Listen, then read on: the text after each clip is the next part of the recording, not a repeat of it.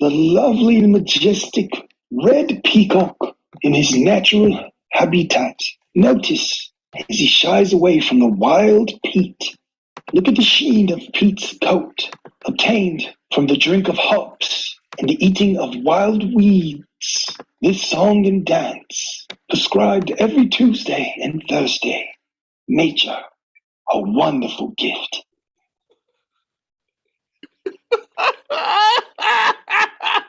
Oh, you try your best, John. You try your best. I love Dre, man. Dre, shout out to Dre, the therapist. What a great intro. Thank you so much for that. Thank you, Dre. Thanks for the slideshow, John. I don't know what's happening there. I didn't know someone could stutter while watching a slideshow of pictures, but somehow it happened. Was that Morse code? Are you in trouble? Were you doing like one short, two long, two dash, one short? Do I need to get a pen and paper to figure this shit out, John? What is happening? You'll tell me if someone's hurting you, right? I'm here for you, man. And I appreciate that, my friend. I appreciate that. Someone needs to be. You're going to left your own devices. You'll be eaten by wolves. And I only say that because every background I've ever seen that you're in has some sort of blanket that reminds me that wolves should be outside of your houses, near the cabins. It's been a tough winter with the amount of blankets and bars on your windows. Hey. You know, my family is into a certain motif. It's a little insane chic, you know? Oh, don't mind if I do. And me too.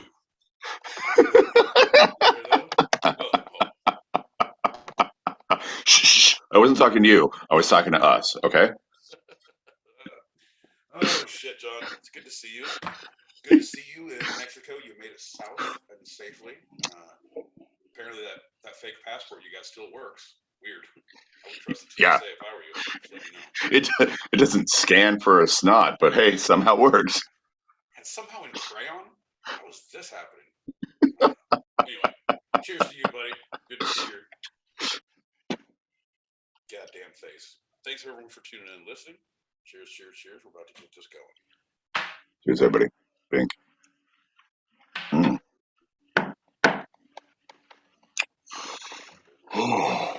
So yeah, I am in Mexico.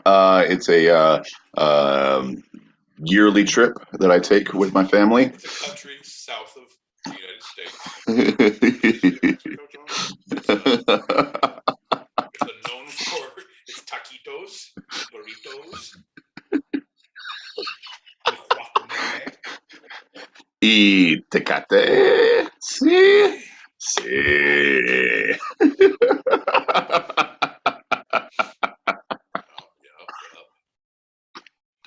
So right now, before we begin our official show proper, I just want to point out that on the YouTubes right now, we have 3 different countries represented because Julie just threw out my guys. So welcome. So we're across the pond, we're across this pond, and we're south of the border. Yeah, and then she already said, already with the casual racism. Nice. Oh, girl. You just wait. Escúcheme, repite. Escúcheme. Buenos días. Mi nombre es El Picaco. Excuse me. Are you listening? Okay. Mi number is John. Okay, cool. Okay. My number. Dos cumpleaños. Yo vivo in Nueva, New York.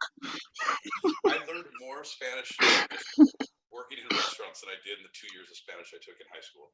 Oh, most definitely. I took 5 years, 4 in high school and 1 in middle school, and I definitely learned so much more just working. Not necessarily in the kitchen, just working. Oh yeah. I tell you, that's 2 hours. And if we're not doing, is our show tonight about how education is overrated and no one should learn anything ever? No. Okay. Well, that's next week's show. That's for the new year. Yeah, no, this week is about Mexico and how it happens to be south of the U.S. border. Down Mexico way. We like to do shows about direction. One Direction, but that's going to be on my list in February. One Direction, thank you very much. Yeah. We go all four, north, south. Yeah, you don't mess with One Direction. One Direction, no, they're untouchables. Tell you what. And Julie says, I learned more Spanish from Dora the Explorer, to be honest. I always think about Pee-wee's Big Adventure. He goes, because his bike is in the basement of the Alamo. Yeah. So he goes to the Alamo and he has to go on the tour. Well, buenos dias. Buenos dias. Louise Maria. Can you say buenos dias, Louise? Buenos dias, Louise.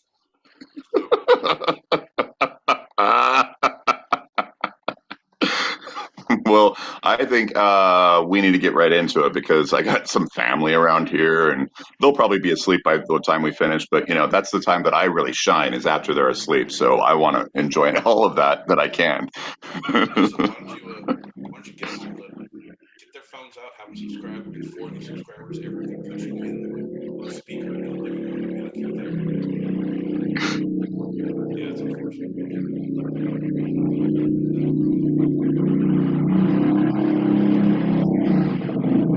You hear that, right? You're in Rocky Point. Yeah. Has No. a bunch of 4-wheelers everywhere. Right. That's the Mexican cops. So, when you always hear the sirens coming for me in New York, that's that version. Yeah. But there's a bunch of rich people around there who have quads who ride them down to the bar. Because remember, I was going to steal a quad every time we come out? Come on, John. That is true. You actually mentioned that a couple of times. Yeah, I can't not steal things, or not want to steal things when I'm drunk. They were just sitting there. It's their fault. Sure no one takes it. I'm going to bring it back. I'm going to keep it safe for you. Yeah, or maybe not safe, but I'm keeping it for you. Mm-hmm. Exactly. All right, John. Yeah, let's get to it because I have family locked up in the other room. Well, howdy.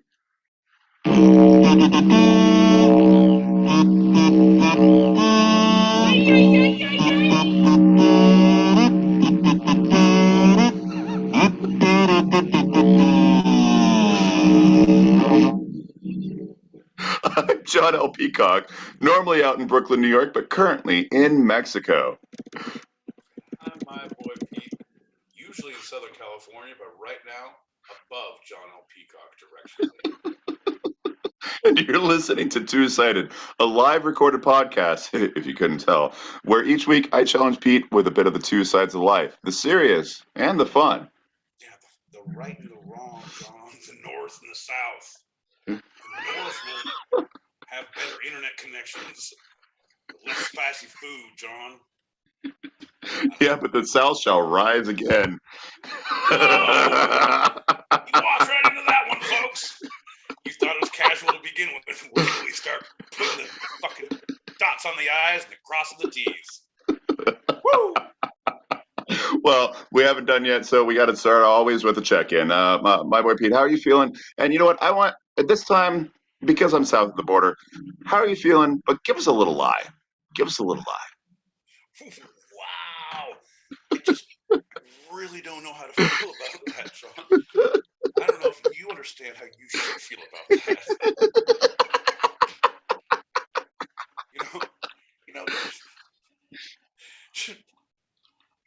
John, since I'm visiting New York, I'm going to ask you a question. Why don't you answer it ugly since I'm in New York? Go. Wow. Okay. You want to lie? I don't mind lying. I don't mind lying at all. I'll lie to you. John, I'll lie to you all the time. Super stressed right now. I've barely gotten any sleep. Haven't even caught up on any of my movies or beaten any games that I got for Christmas. It's all been bullshit. I need a vacation. Woo! Sure, you have, my boy Pete. Sure you have. Yeah, I'm sure you're that good looking.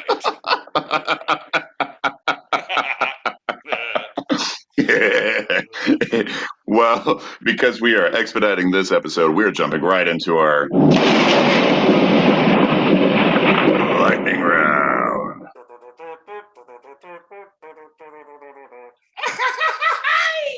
Hey guys, what's happening? I was there with my amigos, and they brought me back up here so I could be part of the show. I didn't know I could have stayed down there and partied with you, John. But I'm ready to go whenever you are. Hola, lightning round muchacho. Buenos dias, John L. Peacock. Anybody knows that the first lightning round of the episode is always a standard Q&A. Shut up. My boy Pete, are you ready for the questions? Apologize, man. I think I might be. I think I have to be at this point. There's no turning back. At this point, yeah. My boy Pete, what is your first memory of Mexico? Oh, man. My first memory of Mexico is I went down there to build a school when I was in junior year of high school. That was pretty fun. But it was like... Where'd you go? We went down... It was on the south of the border. It was... Was it Baja or was it mainland? No, it was mainland, and we went through, but it was like a little bit farther than Port Penasco. Like we had to drive a little farther. Okay. But it was a bunch of like work camps and different things, and like so we built a school, and then we went and had tons of clothes and like trailers full of beans and rice. So we went and gave a bunch of food and clothes, and like hung out with the kids. And I took that was when I was playing football, and it was everyone on the team we had our heads shaved, and so I had clippers with me all the time. So I was like, man, I don't need these clippers. I'm good for another week. So I just line them up, kids. And so all the kids in the work camp, or the little camp. The work camp? Ooh. Well, I mean, it was set up. It was a farm field, and they set up these shanties on the work compound. So you had to work in the field to live there. Okay. All right. And so it was like a work camp, kind of. It's literally a work camp, yeah. Yeah. I mean, and it was just like shanties and like really rough. But, good people. They weren't, they're being paid, they weren't being paid enough. And then and it was all seasonal, and they could live there for free, but no electricity, no anything. So it was like 25, 30 kids with shaved heads with me and like 3 buddies kicking the ball around like this. Never wanted kids, but it looked like a lot of them. I cut you off in the middle of the Clippers. What'd you do with the kids in the Clippers? They shaved their heads. I said, "Who wants a haircut?" Yo. And so the kids are like, "Oh, I want a trim." And I was like, "I can't. I don't do haircuts. You want one of these?" They're like, "Okay." I'm like, and I pulled up my buddy, one of these, and like, and one little boy's like, "Okay." I was like, just got the first kid going. And he's like, and everyone's touching his head, like, okay. And then the line formed, like, everyone shave it down. And I just like, at that point, here's the clippers. Gave them to the oldest kid. Like, you keep everyone lined up. Here you go. Clip the next kid and pass it on. Oh no! I clipped everyone, but I gave him when we left. So I'm not taking the clippers with me. Like there was so much things you saw. Like I don't need to see that. But right. Dude, it doesn't matter. It's also going to help the hygiene too. Like they're not going to be able to, with no hair, they can't get any bugs. Yeah, sure. Things like that. So, for sure. Yeah. That was my first memory. And it was like a very pure, very good memory. Yeah, that's a great one. All right. What's your first memory of being in the Wild West?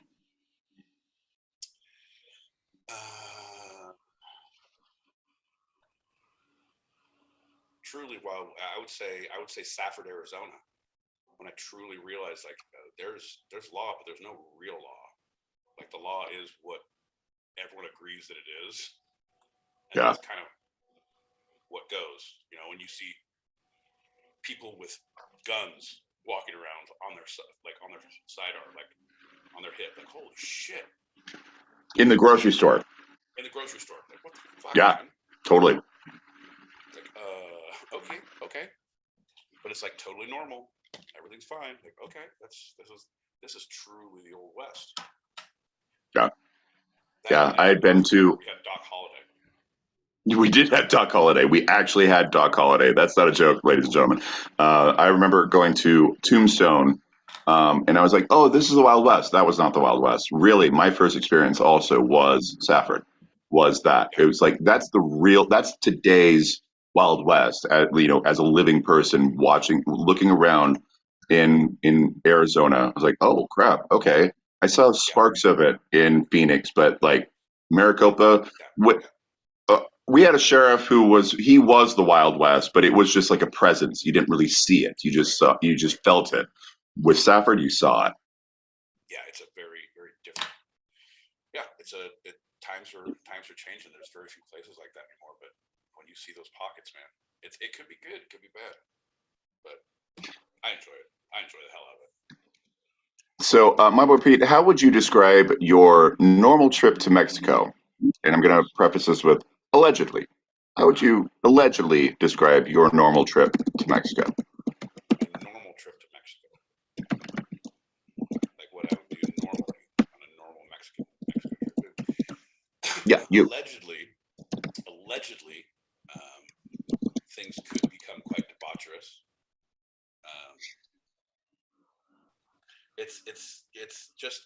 It's very it's alcohol fueled and induced by stupidity and the egging on of one's companions. Even though when I've been with just like my girl, or it's just like, oh, we're doing a mellow trip, I'll still push the gas. Like I'm gonna be in the bar drinking for a little bit. I'll make some friends. I'll meet some more people. Figure some more things out. I'm like, where have you been the last 3 hours? Honey, we're invited to a party at the beach. There's not a beach. All right, well, there's a party somewhere. We got to find it. Well, we got to go because we were invited. So, guest of honor.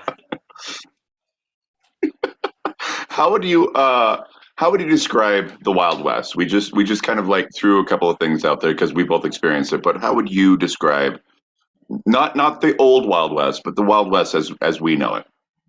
I would say Wild West is it's a very independent, where there's laws and there's rules, but it's no one's there to enforce them but yourself and your neighbor, and it's a very, I don't know, what you see is what you get. It's like, here's your main street, here's church on Sundays, here's everyone armed, here's the people who you come into my property, I will shoot you. And it's like, it's no longer this forget dog, beware of owner. Like, no, beware of owner. What you do, when it says do no trespassing, you will be shot. It's very, and it's not out of anger, it's not out of like crazy weird shit out there like you see in the cities. It's just like, no, sorry.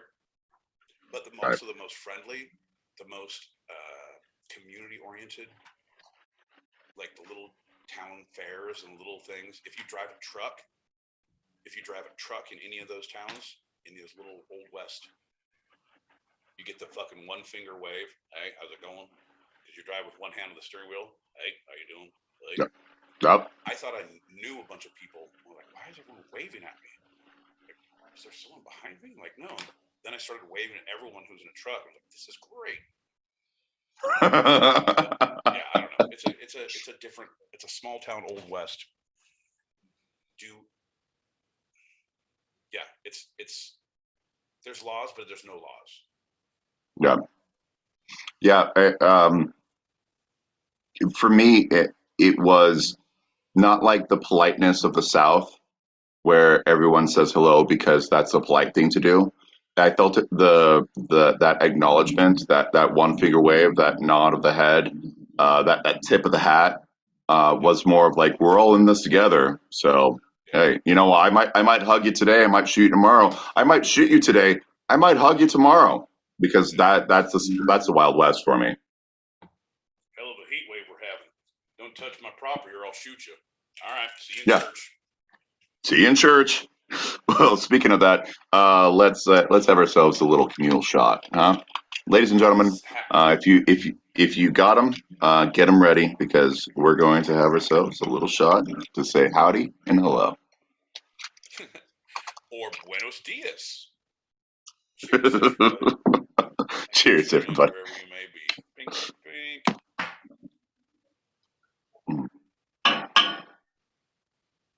Oh, and because I'm down south, and I feel Mexico has that air of the Wild West. Always has for me because you know I grew up in the Wild. I consider Arizona the last of the Wild West. People say it's Texas. It's not Texas. It's Arizona. It's the Southwest. It's those four corners. It's you know it's that last little bit of the you know we're in a hostile environment. The plants are trying to kill us. The animals are trying to kill us. The weather's trying to kill us. And so we're all in this together. But if you touch mine, I'll kill you.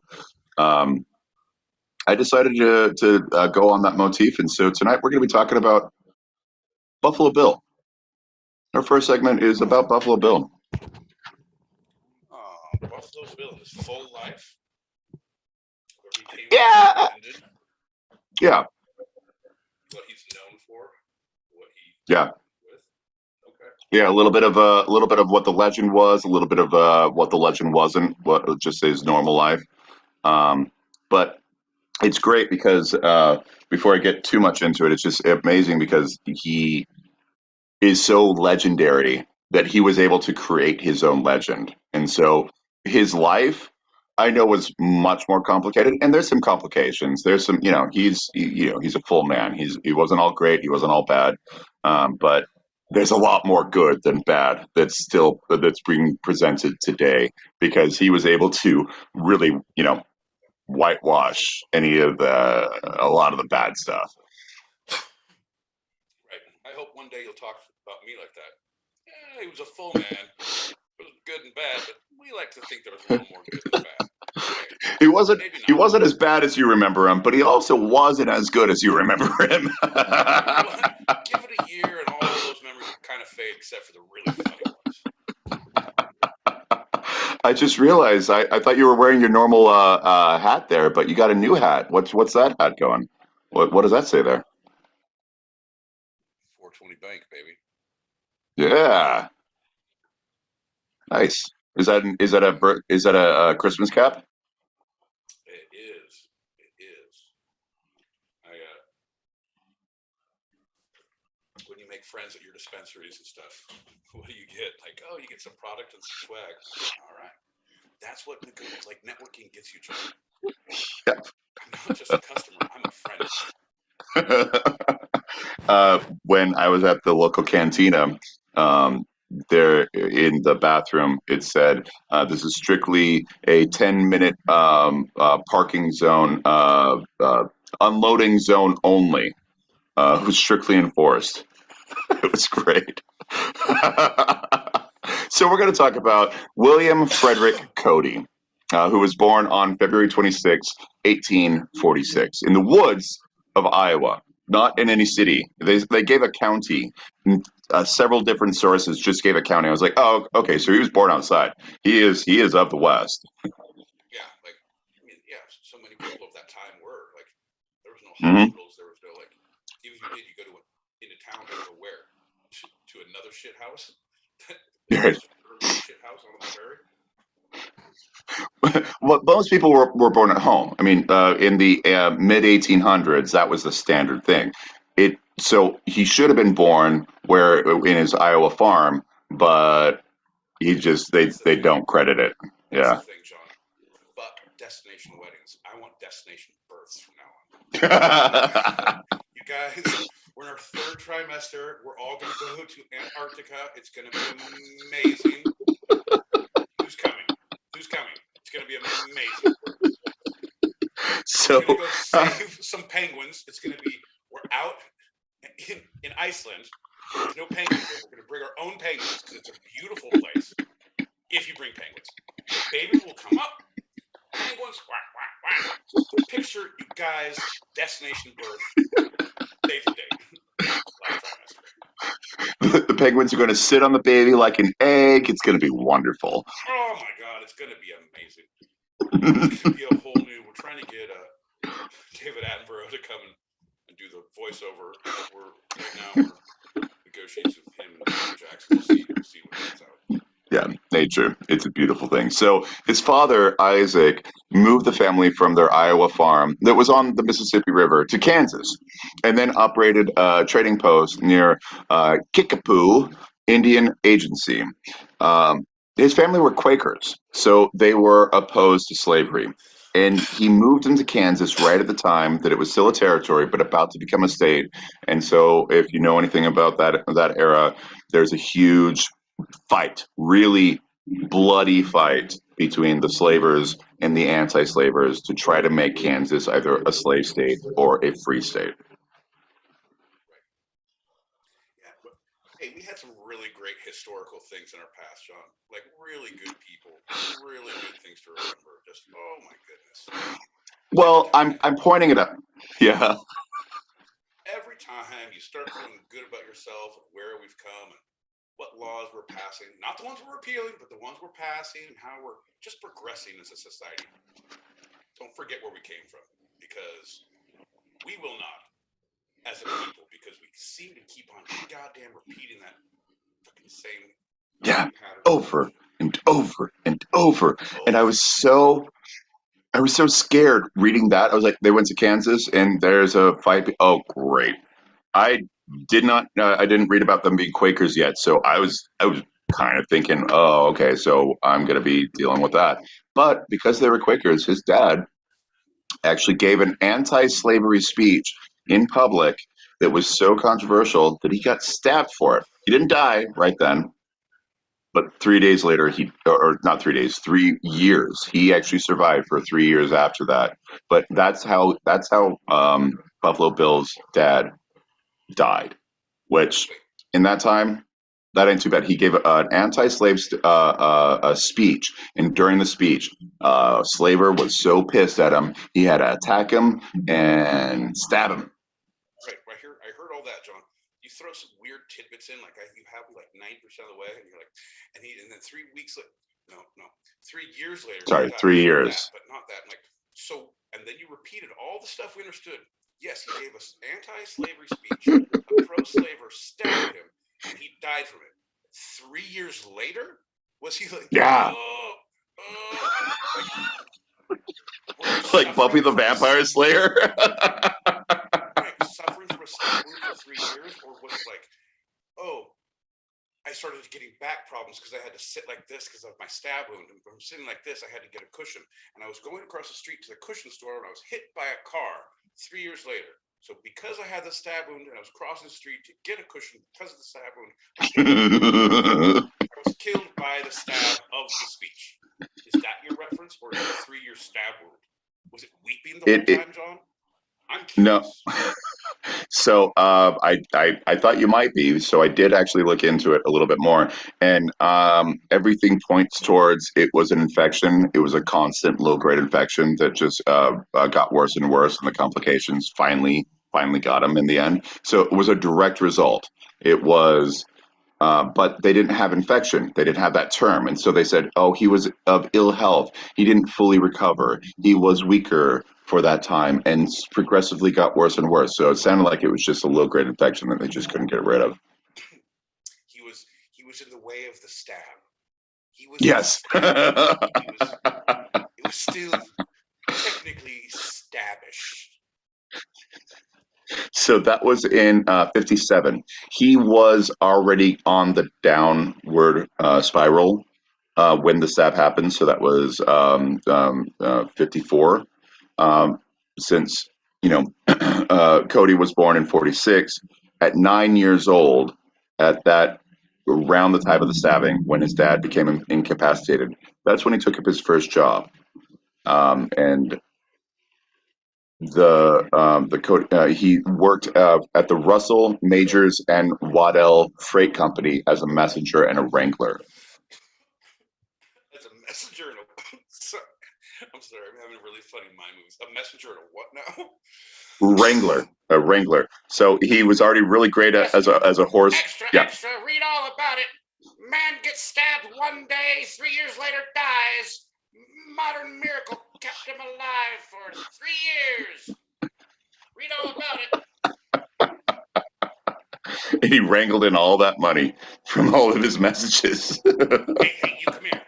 What is it? Listen to this guy. Extra, extra. That's the same. You're the same guy. Hey, don't make me come over there. Extra. Better listen to him. Okay, you're reading black paper. Nailed it. Regular messenger.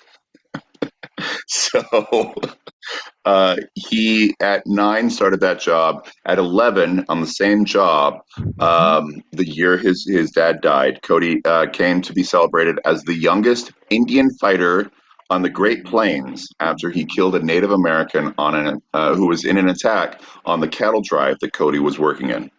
That same cattle drive, Cody met the young Wild Bill Hickok, who intervened on the side of in a fight Cody had with an older man. Horrible. Yep. There was Indian fighters. You're an Indian fighter. Why can't they just be people fighters? Yeah. Yeah. The crazy thing is, and like I said, he is very complicated, especially with the natives. But that's the biggest thing that I could get because they celebrated that about him. So, all right, that's the thing that we get that is obviously very much negative at all times, but we see it as negative. But they allowed to continue that he allowed to continue. Right? Yeah, that wasn't seen as negative back then. It's considered like it's like being a war hero. It's like Yeah. I killed this many people in battle. I have this many, and bragging about it. Like, oh, like back in the old days, the aces on their planes would have, the number of things on their the planes they shot down. Yep. Like you heard things about, wars they'd have notches in their guns or whatever. Like it's just, I don't know. It's a mentality of, it's a bravado. I don't know. I don't understand it. Yeah. Yeah, and that's a big thing that I don't really point out, but if you just listen to the whole story, there's a bravado about him the whole way. And there's a lot of things that he did that was really great. But there is a big bravado. There's a big just like puff up, mentality that Cody and I'm sure so many people just had back then. He just happened to succeed with all of it. A lot of people still have. I think it's just there's only certain Yep. amount of personality types, John. There's only a certain, like there's only a certain amount of musical chords. You can only put them in certain orders to get the outcome. It's like, oh, are you chaotic neutral or chaotic good, or are you, what? These are your characters. Now, are you lawful evil? Right. You can only pick. There's only certain ones you have to be some sort of a category. You have to lean some sort of way. So yeah, the whole bravado of a narcissistic, I don't know, who paints their own history and still has the audacity to leave that kind of shit in. It's just that it goes to show their ego. Like, okay, I'm going to whitewash a lot of this, but that's really cool. So I need that. Yeah.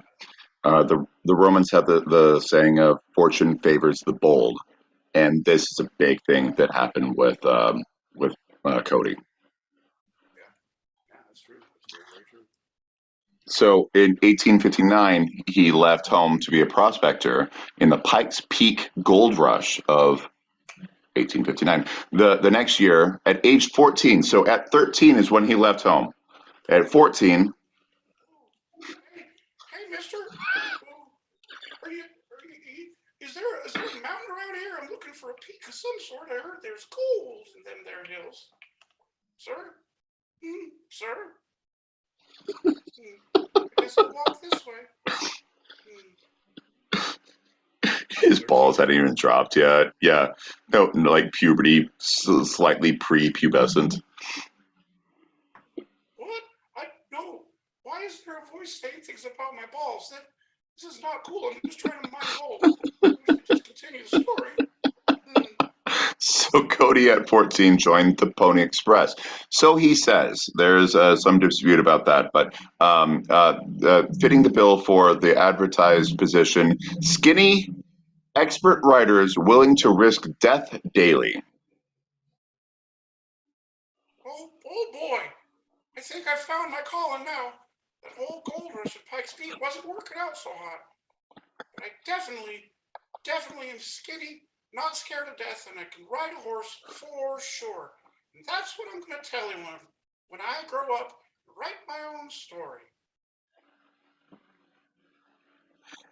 Cody served as a scout for the Union Army's 7th Kansas Cavalry during the last years of the American Civil War. And in 1866, he married Louisa Federici in St. Louis, Missouri. They had 4 children, 3 girls, a boy. The boy only lived about 6 years, and none of them would come close to outliving their father. Because he wouldn't allow it. When I was half your age, I was getting a job. I was mining, riding the rails. I was. Did I tell you I was in the U.S. Pony Express? I was. Yeah. Said good riders express. Yep, that was me. That's what I do. That's how I do things, kids. Go talk to your mother. So in 1867, Cody, after 1 year after marrying his wife, he hunted buffalo for the Kansas Pacific Railroad work crews, earning the moniker Buffalo Bill and his reputation as an expert shot. They didn't talk about this. Again, they're whitewashing a whole lot of his history, but you know what that was, right? What was? The hunting buffalo for the railroad. Yeah. Because you exterminate the buffalo, you exterminate the people who live on the buffalo. Exactly. Another tactic. It's a whole thing of that. Yeah, You're not and they didn't. The railroad workers, because you don't need that Yep. buffalo to feed the railroad workers. Yeah. And you usually are only taking the skins and you're leaving all the meat behind anyway. So you're just rotting everything. It's just it was a whole horrible thing. This is one of the worst things for me because I knew about this. Sometimes they would just be on the train and just be driving by, not stopping, and just book, book, book. So there was no skin, there was no fur, there was nothing. They literally left them all to rot, and it was just a horrible, atrocious massacre of the American buffalo.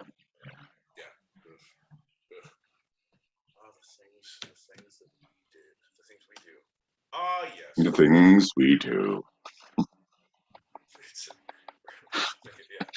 The tourist thing is like, do we have tourism ads across, like in other countries? Come to America. Come to, where's it only like New York City? We're up super fucking late. California.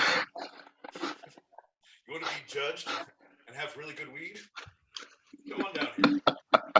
We have the stars. Come on down. Yeah. I don't know. I'd be interested to see like what the ads are. How do you whitewash everything we do? So the next year, he was employed by the U.S. Army as a civilian scout and guide for the 5th Cavalry. His experience and skills as a plainsman made him invaluable tracker and fighter. And in '72, Cody became one of only 4 civilian scouts to be awarded the U.S. Congressional Medal of Honor during the Indian Wars for valor in action. He was later declared ineligible for the medal, and it was stricken from the role in 1917, a couple years after his death. But his name was reinstated in '89. And it's all like I looked into it and I wanted to talk about it more. I don't want to talk about it more. It's literally because Congress was like, well, he wasn't quite this and that. Nothing. It's so stupid. It's so stupid. But his family did push for it, and unfortunately, his descendants were able to get it reinstated because it was just a stupid strickening. It wasn't for any. It wasn't bad behavior. It was 900 people had all been stricken of this award because of this and that and the other. Yeah, that was bad. Well, what that just made me. What I pulled from that is that if you get given an award and you behave badly in the future, they can take it from you. What? You got to be on your best behavior if we're going to something. What? That makes me not even want to try. So he was recognized as Army General Philip Sheridan said, public relations windfall for the Army of the West, which in his mind was a good thing. And they started showing Buffalo Bill more as like, hey, this is what we can do. This is our great those propaganda trainee films. Like, hey, be like us, join the army, join the nation. You know what I'm talking about? Yeah. Oh, yeah, the recruiting films. The recruiting films, exactly. Yeah. And that started. These is not to be confused with the Zapruder films. Both are not exactly what they appear, and that's another show. Recruiting Zapruder. That's gonna be, or it could be the name of our new band. Recruiting Zapruder. So these excursions, because obviously it wasn't on film, these excursions were full-scale media events. Oh, that frame was missing. Sorry, and that glamorized both the military and it very much glamorized Cody, now known as Buffalo Bill Cody. During this time, the pulp fiction industry produced inexpensive magazines that romanticized the exploits of heroes and villains who roamed the plains, including Buffalo Bill, a central figure of many of the inflated truths. And in 1872, a dime novel writer, Ned Buntline, persuaded Cody to portray himself on stage. This is the first time Cody would go on stage in any capacity, and it was a hit. He also had Wild Bill Hickok and Texas Jack Omohundro, these authentic Western characters who gave some credence to the melodrama of whatever was happening at the time. Right? Yeah, the shows didn't matter. It was these guys, yeah. Right. It was kind of like a sellout thing. It was like, oh, if you really were into baseball, I'm like, oh, you don't have Pete Rose isn't playing anymore. Pete Rose, Carl Yastrzemski, and like Jose Canseco are going to cruise around, or Ricky Williams. I don't know. I don't keep up with baseball. Like, I'm trying to think of people retired. Anyway, like I don't give a shit that they're going to go play a softball game. I'm going to go see these guys. Like, holy shit. Yeah, it was. It was a huge thing for him, right? It was the melodramas of the 1800s were the huge thing in America. That was the main theater that we had. But this started to add a different element, and that element started to spiral out of the melodramas of the bad theater that was happening and into its own thing. So he was an actor during this time, and it was also during the height of the Plains Indians' resistance to white settlements. So Cody went back to fight for for the whites, for the Americans, quote unquote, in the prairies of summer of 1876. He was a scout for the Fifth Army, and just 3 weeks after Custer and the 7th Cavalry were defeated in the Battle of Little Bighorn, Cody's regiment intercepted a band of Cheyenne warriors when Buffalo Bill, in his stage clothing, killed and scalped a Cheyenne warrior named Yellowhair. He's sometimes mistranslated as Yellow Hand. He reportedly cried out, "First scalp for Custer." And Buffalo Bill, the frontiersman, had just proved that he was not just Buffalo Bill, the character or the actor. And this was the moment where he blew up. People love that kind of shit. Like, it's just, Yeah, they do. it's awful. That's like the whole. We're no better today. It's all these horrible things Romans had the Colosseum. That time, we have our nickel, and they had their, like you said, the little pulp fictions, the little nickel books that they tell stories and draw pictures. And now you have melodramas and showing this, and like people, yes, eat it up. Like, tell me more. Cops was the most popular show here in America for the longest time. For decades. I see people's rights being actually violated on live TV. Watch this.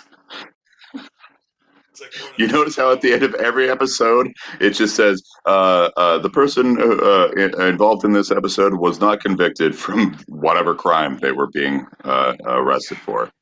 Yeah. We're just wrecking their life for a week Yep. or two, or 2 Yeah. years, 4 years, 8 years. Welcome to the party. Welcome to the party, man. Buffalo Bill, and Cody too. Bad boys. What'd you have in Hollywood? Oh, I was gonna say, you can, in the wrong sides of North Hollywood back in the day, you could get a hotel room facing the street, take out the Bible that the Gideons left in the nightstand, and check off the commandments as you see them being broken.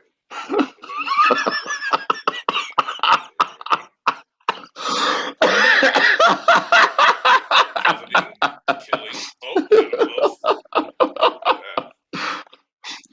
I don't have the lying one, but I can't hear anyone. Hold on. Oh, they're lying. anytime the cops come up to anyone and they're like, and everyone's shaking their hands and like, they're like, there you go.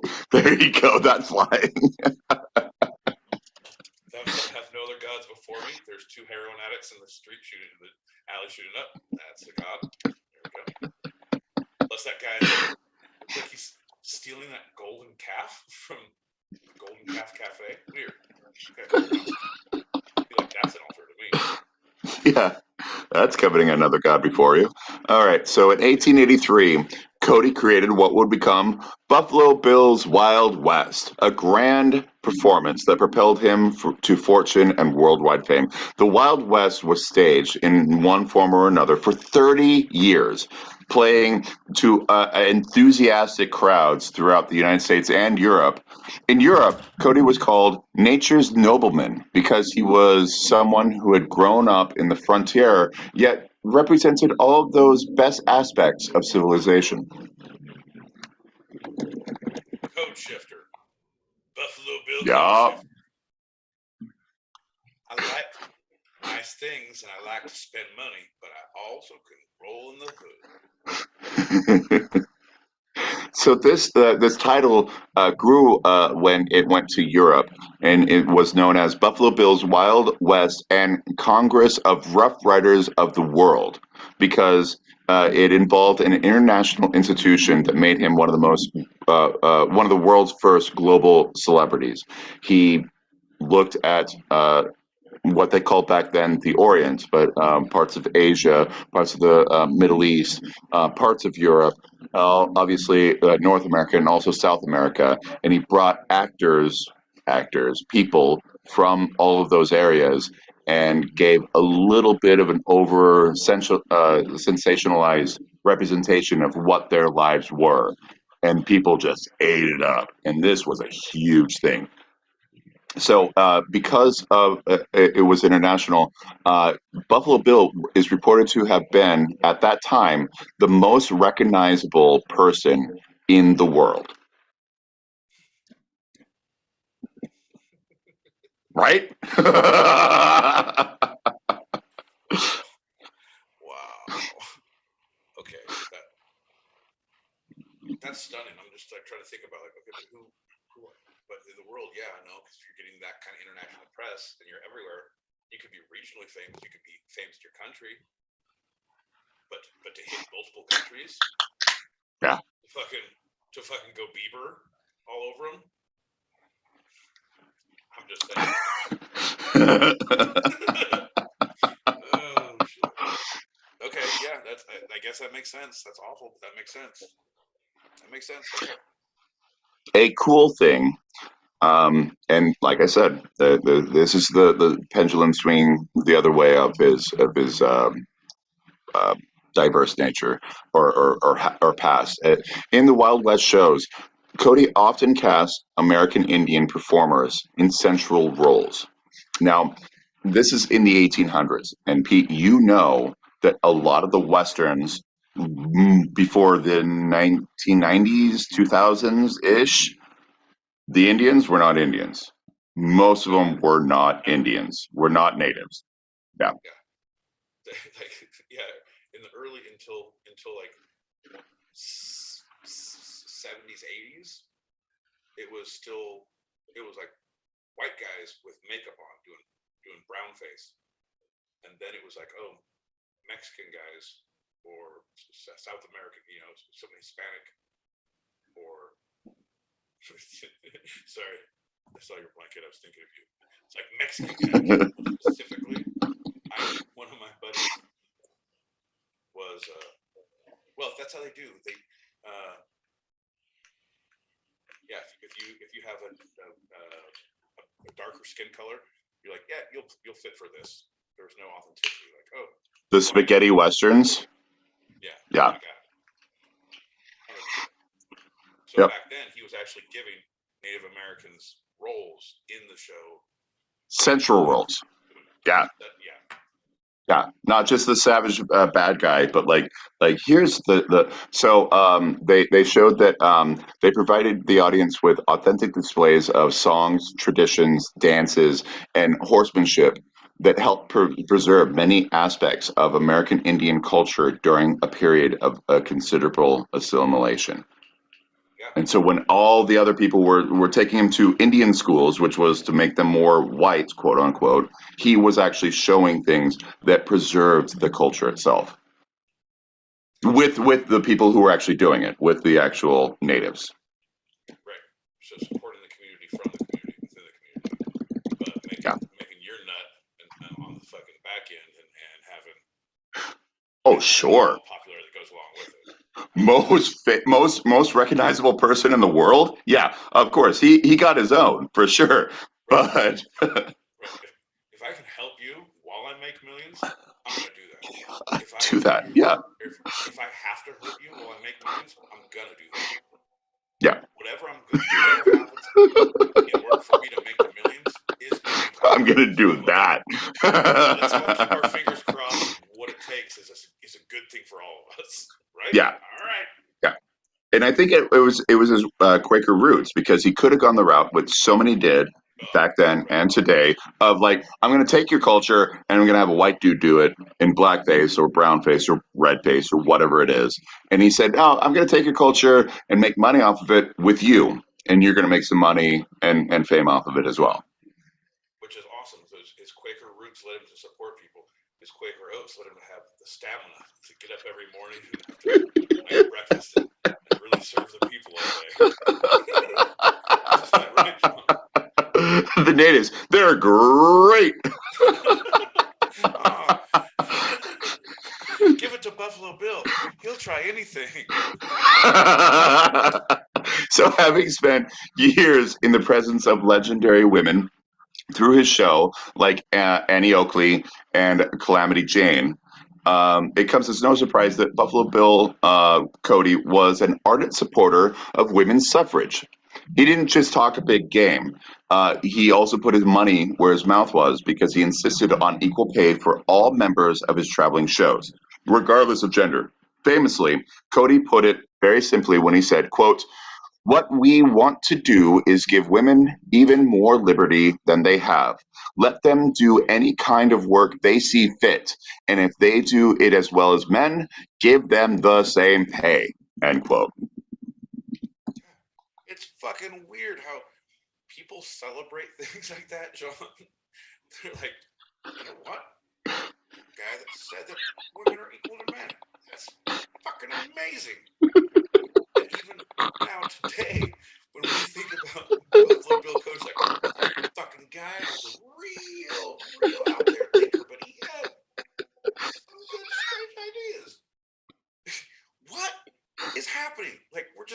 celebrating normal things like, yeah, don't kill people. All people are equal. If it's not affecting you, don't worry about it. Worry about it. Fucking easy, Turbo. That's right. I believe women should be able to breathe when they're outdoors. Yeah. And other people were like, what are you saying? What heresy? How dare you say they should make the same pay as a man or do the same job as a man? No, yeah, back then it was a huge thing. And today it's like, yeah, of course. Why are we celebrating this? We're celebrating it because it was, 150 years ago. I know, but even then, like, what? We should have. Yeah, I'm with you, man. These new ones, like at this point, like looking today, like the end goal when anyone has an idea, like I don't even think I don't like that. I'm like, all right, is it hurting you? No, all right, Right. then shut the fuck up. Like Right. That should be the rule. That's the. You should apply that formula to any process thought you're having, and if that no, it's not, then fucking shut up. Yeah. Answer and you move on. And so I don't know why we're still learning. All right, you know what? So there's more gender identities and sexual identities, and people can identify as anything they want. We're going to allow that. Oh, thank you. We're going to allow people to breathe. We're going to allow people to, like, what does that mean? To work, to do their job. Women can now vote. Holy shit. Women's suffrage. Like, it doesn't make sense. Yeah. You know what? No, it's insane. It's just, oh my God. And it doesn't, our track record is just like, it's not good from it's not great at all. Even today, it's like, oh, but think about the children. And when you say, does it affect you? Well, no, but think about the children. Okay, how old are you? 70. How many children do you have? Oh, I don't have children. So what are you worried about? Like, seriously, stop. Stay in your own lane. Go, just stop. It doesn't affect you. It doesn't affect anyone you're related to. Stop it. Right. So with these earnings and the major popularity and the publicity and everything, he's an international star, and he invested in an Arizona mine, hotels in Sheridan and Cody, Wyoming, stock breeding, ranching, coal and oil development, filmmaking, town building, tourism, and publishing. He was a man about town. It was all up front for Cody operation. From Canada on down. The seedy underbelly of the Buffalo Bill Cody story. This week, every week on Hulu. So in 1899, he established his own newspaper, the Cody Enterprise, which is still the main source of news for the town of Cody today. What? Yeah. I got it. That's some bullshit, man. I got to get myself a newspaper. If you write your own newspaper in a town named after yourself, come on. Yeah. The town still exists and thrives, and the paper, it still exists. And in that, his celebrity status helped him to be an early advocate of, like I said, women's suffrage and the fair treatment of the American Indians. So he killed a lot, he fought a lot. It was in war, it wasn't necessarily in murder. Seems like all of them were. All right. But we're justified. Seems like. Look at my hands. Look at my hands, officer. But there's so much record of him in later life after he had a voice, after he had the fame and the money, that he really pushed for the natives' rights and for women's rights overall, which is unheard of back then and pretty amazing. So Buffalo Bill was very active in the Freemasonry in his later years. He achieved the rank of Knight Templar in 1899 and 32nd degree rank of the Scottish Rite of Freemasonry in 1894. Oh, shit. Is this going to be on National Treasure Part 5? If we get Nick Cage back with this motherfucker? Ooh, the Knights of Freemasons, starring Buffalo Bill Cody. Oh, my God. I can already see it right Dude, the scene that you're gonna look at that's gonna be like the pivotal moment in the movie is in when he passed away in 1917. He received a full Masonic funeral, complete with pallbearers dressed in their Knights Templar uniforms. Oh Yeah. yeah. Oh my god. Oh, we gotta, no, we gotta go back. Buffalo Bill Cody's grave. Here's the next scene in the movie, because while thousands visit Buffalo Bill gravesite outside of Denver annually, many Cody residents believe their town's namesake is actually buried on Cedar Mountain, overlooking the town of Cody, Wyoming itself. The legend behind it, this belief. Everyone's been going to Denver the whole time. We want to get to Cody. Come on, let's get on the plane. We'll talk about the rest. This legend involves a bold plan of a middle of the night trip to a Denver mortuary and an unlucky ranch hand bearing a likeness to Buffalo Bill. So apparently they thought after he died, a couple of people went to Denver, got his body, and took it back to Cody, but killed a guy who looked like Cody so that there would be no suspicion if they ever redug up the grave. What you're thinking is there was no sign of grave disturbance in Denver. What happened? This is what was made in Cody originally. The missing hand we're looking for is a Cody. Come on, let's all get off the plane that we all rode to since we just landed. Quick, let's go to Cedar Hill. That's where the story takes place. I love that he made a town and they and just called it after himself. I know so many, like I grew up in Litchfield, so I know that town was named after the CEO of Goodyear Tire Company. Yeah, I get it. I'm from one of those towns, but I just love that. I think it's amazing that his legend is so vast that it's ingrained into American geography, if not just culture. No, 100%. Like that just goes to show that the winners write history. The people who have the Yeah. money write the rules, write the books that last, write the history books. You know. Yep. Growing up north as a kid, one of my classmates, his grandfather was like a fucking billionaire developer who developed this huge gated community up by the golf course, and they end up having a big house on it. So we go up there. You get up. He's like, turn left on Peter Way. That's his brother. On Tyler Court. And that's Tyler. And it's Baker Boulevard. It's like they have all of their names on the street. And I'm like, fuck me, dude. That's awful. Like, Yeah. And they're living.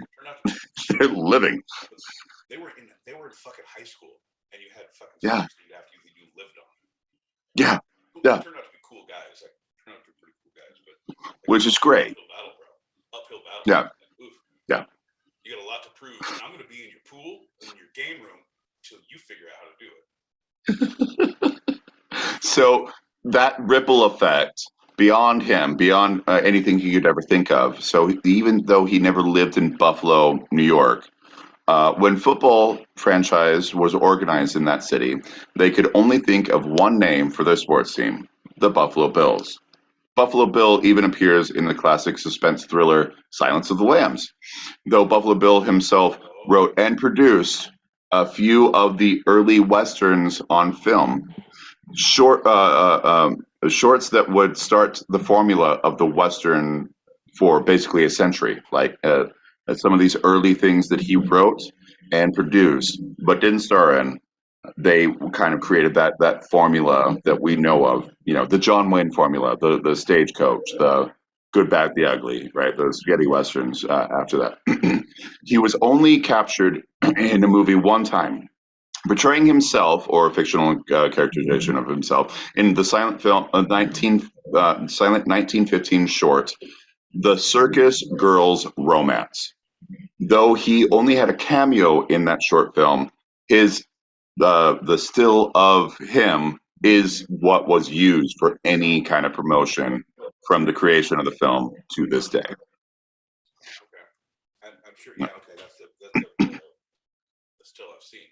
I haven't seen the full. Oh yeah, for sure. Yeah, because he's older. Like he is 60, 68 at that point.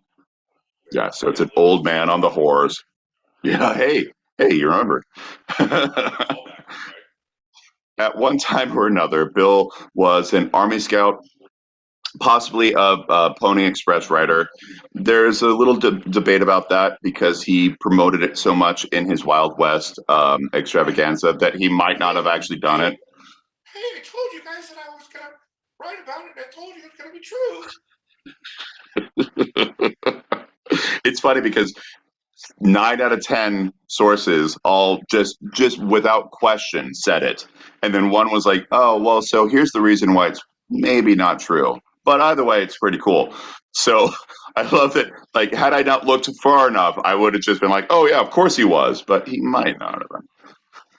9 out of 10 dentists I asked about Buffalo Bill, they responded, why are you asking me this? The 10th one had some good insight, but then the gas kicked in, so I didn't listen. So he's also a ranch hand, wagon train driver, town developer, railroad contractor, bison hunter, Indian killer, fur trapper, gold prospector, and of course a showsman. He died in Denver, Colorado on January 10th, 1917 at the age of 70. That's awesome. John, that was a good write-up there. It felt at the end, it felt like very Tolkien-esque to me. It felt like I was at the end of The Hobbit. I am Barrel Rider, Spider Killer, Crosser of the Mountains. Yeah. Singer of songs. Yeah. That's good, John. That's good. You did good work there, man. I learned a lot of things, man. Yeah. Yeah, I was a little worried going into that one. I thought I would debunk a lot, and again, what I realize is I don't know if I could ever debunk because they've definitely, or he pushed the wave to make his legend. He's the winner, right? The history is written by the winners. He was definitely the winner. He was in one of my big references was the musical Kiss Me Kate. When it was in the end, she was in. She's in a show, and with Buffalo Bill and Sitting Bull, and like they have half of the show, and it's all musical numbers and horse riding and all the. It was like oh, I see the show. I see his show that he was doing. Yeah. But it's a very musicalized version of it. But still, like it was. That was my reference. But yeah. Yeah. That's good. You did good work. Good work, John. Good work. Thanks, buddy. Well, most likely kill you in the morning. Hey, let's have a shot, buddy. I thought you'd never ask, sir. Boys and girls, children of all ages, we are the Two-Sided Podcast. We are here every Thursday, 8 p.m. Pacific, 11 p.m. Eastern, on the Stereo Streets Live and on the YouTube's Live. If you can't make that, we are also on Spotify, Apple Pod, Amazon Music, Patreon, Fans Only, Farmers Only. I can't believe it's not butter.org, and any Yahoo site that you might find I mean, writing shit later. John, thanks for tuning in. It's to you, buddy. Thanks, bro.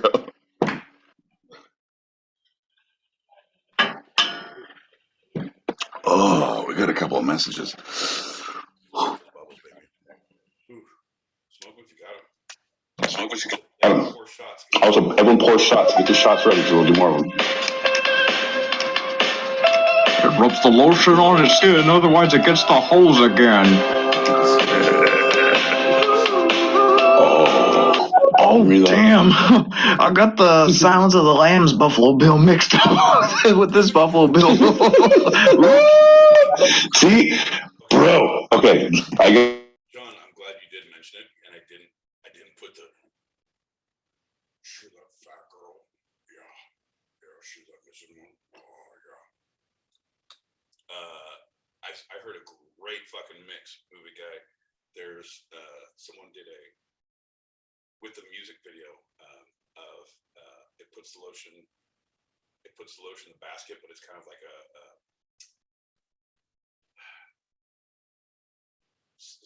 stereophedelics. It's kind of like a electronic. I'm gonna find it. Play the bubbles, John. I gotta figure out who it is. How you doing? All right. This is MFA. How you doing? Looking spectacular, gentlemen. Happy to be here. Hello to Foxy Later and Nanya. Everyone else, Ball Bear, how you doing? Good to see you. Good to see you. Good to see you. Always a pleasure. Always a pleasure. Always a pleasure. I love it because I always love to everyone, and I'm not looking enough to see who's here all the time, and it's always good. It's always good to recognize. Always good to throw shout outs to all the people who can weather the storm with us. That's all I can say. Oof. State of Pennsylvania allowed me to run and name my own town. The intercourse of Pennsylvania. Giggity, giggity, giggity, goo.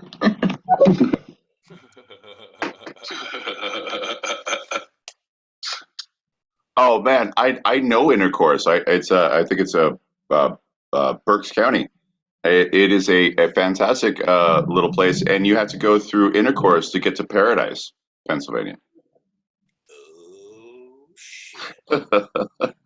But yeah, no, the Buffalo Bill reference, yeah, it's such a crazy thing because it's it puts lotions. What I always like is, oh wait, was she really big fat lady?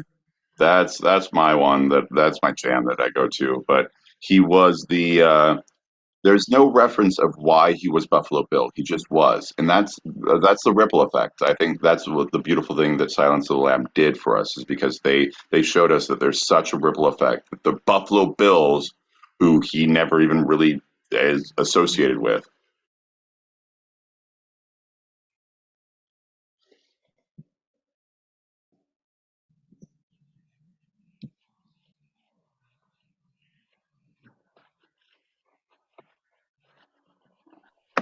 Okay, yeah. Sorry, I found it. It's on YouTube. I wish people would name their shit better. It rubs the lotion on its skin. myspace.com. If you just write that, it's the only one. But then it's / greenskeeper music. But it's like there's a lot of. But if you type in "it rubs the lotion on skin" song, and it's like the beat, the music is so good, and it's like the music video goes with it. Oh, it's so good. Unfortunately, it's a catchy song. You're like, that is pretty good. If you didn't know what it was about, like, oh no. This isn't the NFL team, the Buffalo Bills. This is Samson Lamb's Buffalo Bill. Fuck this shit. Oh, dude, we were on the Buffalo Bills. We'll go full on. We'll turn this into a fucking OJ show. I'll go straight up. The Bills.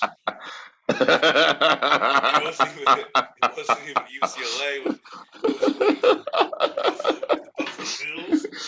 And then when he was in the White Broncos, like that, best work. He was supposed to be drafted by the Philadelphia Eagles, but they won 2 games at the end of a horrible losing season that they should have gotten the first pick, but the Bills got the first pick, and so they got OJ. They got the juice. That's the fucking thing, man. And so in sports, you never throw a game, right? You don't throw a game. No. You never do it, right? But at the same time, if you're a coach, if you're thinking about it, like, God damn it, if we're not making any more money, we're we're gonna have to let people go. I have another contract for another year. I'm good. My coaching staff is good. If I could just like give everyone like, hey, we all had a little bit of fucking Imodium AD or something like that. Everyone's having issues. Like, yeah, play the game, but like, oh, we're having tough times. Right. And now we can draft number 1 versus like you guys get a fucking fire in your ass and want to finish the season good. Where were you a month and a half ago, you sons of bitches? Yeah, right. Play it like a preseason game, not like a Belichick preseason game because you guys suck, but like a regular, just it's not you're not trying to lose, you're not throwing anything, but take care of yourself, be safe. We want everyone healthy for the next season. Yeah, I need you to be suited up next season, not wearing hoodies like me. Buffalo Bill here. I got a little dog named Precious. She's named after that little weird Gollum guy from Lord of the Rings, who they also call Precious. Precious, yeah.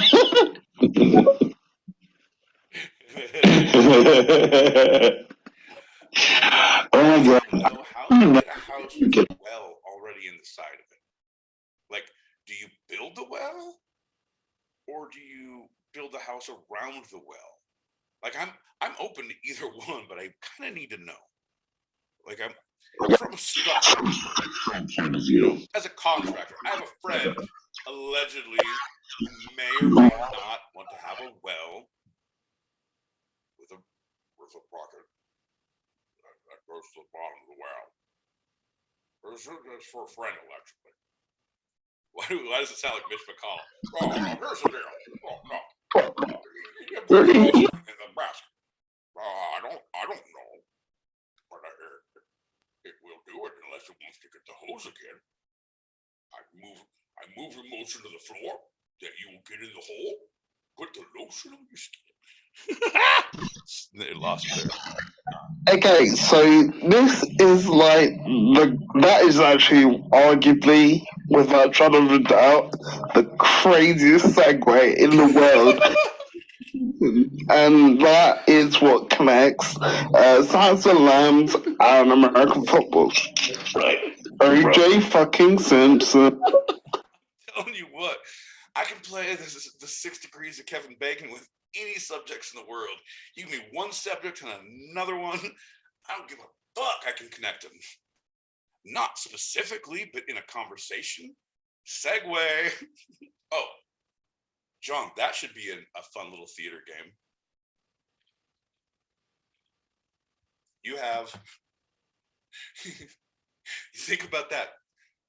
That would be a fun game. Like, remember, Name That Tune?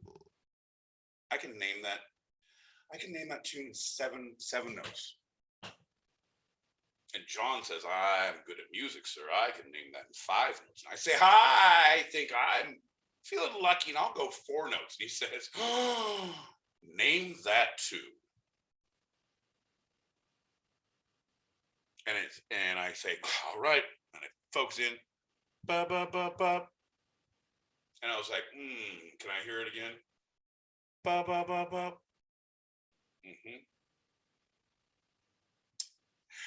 Baby, come back. You can blame it all on me. I'm a fool, and I just can't live without you. Am I right? Ding, ding, ding, ding, ding. All right. We play the same concept game. All right. We have 2 random subjects that we draw from hats. This is the person hat. This is the place hat. This is the thing hat. This is the current events hat. This is the history hat. This is the sports hat. We put them all in one big bowl. We shake that up. We put some gravy in there. We throw that against the wall. Whichever 2 stick to the top the longest, we pull those off, lick them dry, and here's how we go. I can make this connection in a goddamn speech in 6 steps. John's like, you can't do that. I could do it in 4. I was like, you couldn't do it in 4. I can do it in 3. He's like, ha, you stepped into my game. make that connection. All right, here's the deal. Lick off the first one, and it's all right. Origami. Okay. All right. Thanks for anyone who put that one in. All right, and kitty litter. This is awful, you guys. It's frustrating is the worst I can use. When I get things like this, I think about the first time I tried to make origami, John. It was just, I couldn't do it. I almost gave up.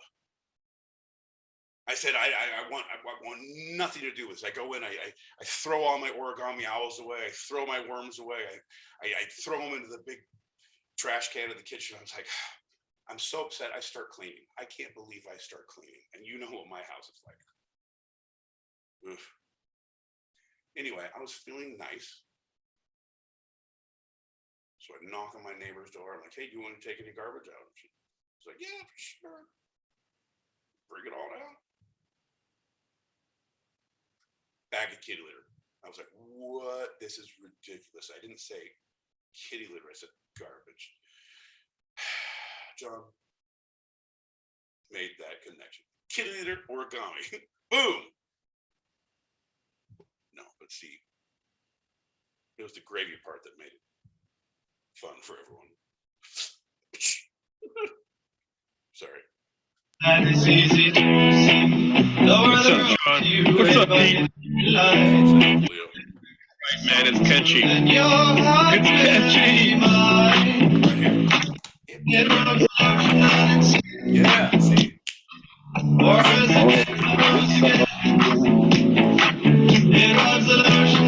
Shout out to y'all. Cheers, brother. Thank you so much. I'm so glad you pulled that up with great audio instead of what we have around here in the bunker and the asylum. It's so good. Trivia.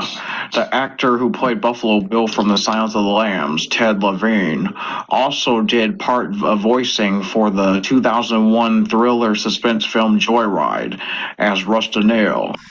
Oh, Rusty Nail, have you seen Candy Cane? I need to find Candy Cane. Candy cane.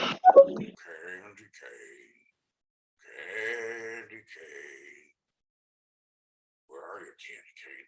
That was one of the sleeper films that was, I wouldn't say it was good, but it was good.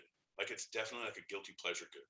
I love it. And fucking Paul Walker couldn't act his way out of a paper bag or out of a burning Porsche, apparently. But too soon? Yeah, too soon. Anyway, that was one of his better acting movies.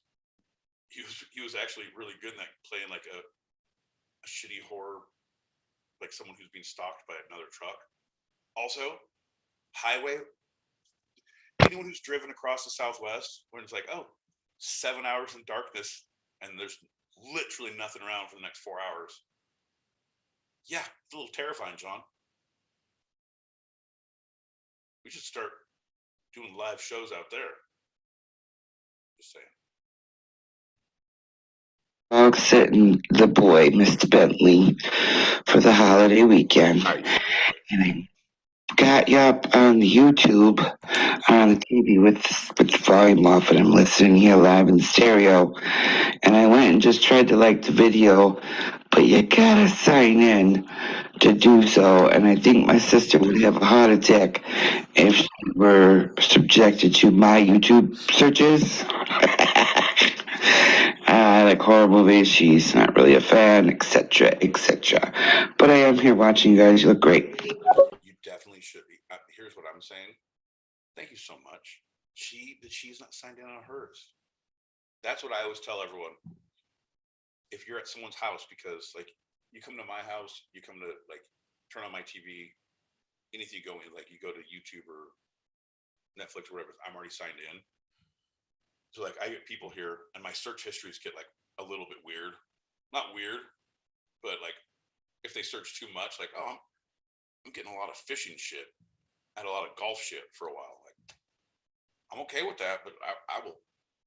You don't have my login. It's just as long as you're here, and I'm fine with that. But it's another link. So I tell everyone, hey, when you go to Joey's house, when you go to Justin's house, when you go wherever, go to their YouTube, go to the Two-Sided, just subscribe to it. Just subscribe. Put a like. You don't have to put an alert, but subscribe, like it, because it doesn't hurt you. It only hurts them. And I feel like that's probably the best thing you can give anyone at the holidays, right? I hate to play the part of Captain Obvious here, but you do realize John is on mute and we cannot hear him, right? I'm just wondering what's happening. Why we can't hear John?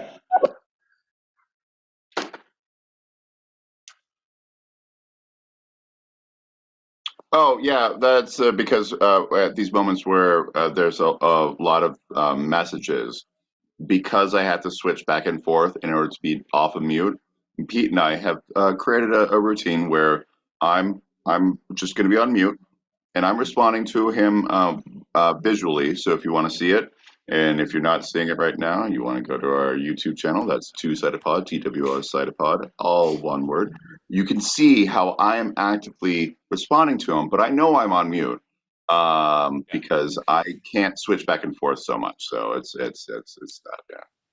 How we actively train for this is one of us would take a flight on a 737 to visit the other one. The other one would be on the ground crew that you intern for the day, and the other one would be in the cockpit, and you try to tell jokes back and forth to the other. It's like, I can't hear you. I'm not sure. And we get our hand signals down. We don't use the little flares because they said, don't touch those. But we understand how to communicate with big eyes and hands and pointing and lots of middle fingers. It's a very complicated. That's going to lead us into our next lightning round. Lightning round! Buenos dias, John! So glad you got a little siesta while you're down there. Mucho gusto, mucho gusto. Lightning round guy.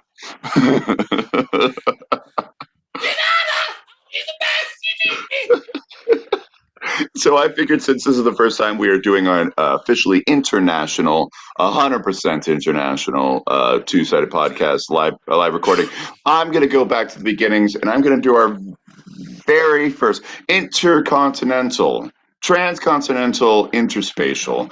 Where I'm going to go back to our very first lightning round alternate segment ever, which is Bizarro round. Something we actually retired for a while because it was really complicated, but we brought it back in a much simpler format. Way better. It's like we released a game on a Kickstarter. The instructions were fucking 4 book. It was it came to you with 4 easy shipments. Very complicated. Anyway, we found the whole thing. We're smarter, better. We've learned more from it. Or yeah, because it's bizarre. it's like the director's cut, the amazing director's cut of that film, that famous film. Oh, that's right, Going All the Way, the first Ben Affleck film of 1997 that has just been re-released as the director's cut of Going All the Way. I thought you meant Geely. That was one of the better Ben Affleck tropes that I was looking for. But can we accept Going All the Way? Ding, ding, ding, ding, ding. We can accept Going All the Way. All right, Ben Affleck. Role has been filled. So, Bizarro lightning round is where I ask Bizarro, my boy Pete, who is from the Bizarro universe, answering in Bizarro ways, the same questions as the first round. Bizarro, my boy Pete, are you ready? Meaning, because John, you just said Bizarro, meaning Bizarro. So anyone who doesn't know what Bizarro means, wow, you are such a nerd. You expect everyone. It is literally the opposite of everything that you know and believe and hold completely accountable and is real in your world. So if we were Bizarro Two-Sided, we would be funny and respectful.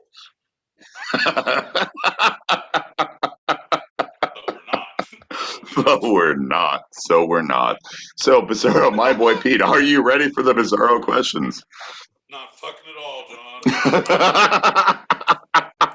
What was... See, folks, I was just like, step aside. See, folks, that's it. That's right before it. See, okay. Folks, right there. Back to you. Bizarro, my boy Pete, what is your first memory of Mexico?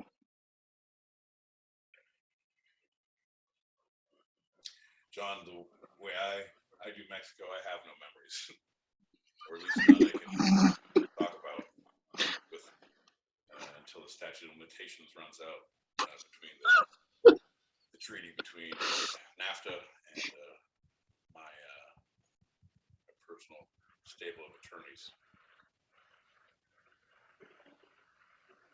Well, continuing in that same vein, I mean, Bizarro, my boy Pete, what's your first memory of being in the Wild West?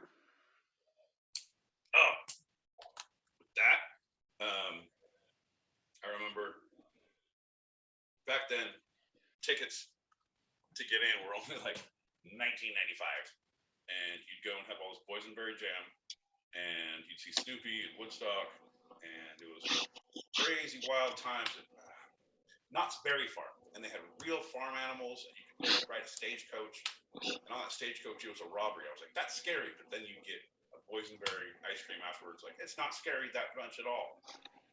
So I was like, that's real. So, be real. That makes sense. So how would you describe your normal trip to Mexico? Actually, Bizarro, my boy Pete, actually. No, what I like now, I truly I go for I mean, I'm not religious, but I go for mission trips. And if my head's not in the game, my heart's not in the game, John. Yeah. And if my heart's not in the game, what am I doing down there? You know what I mean?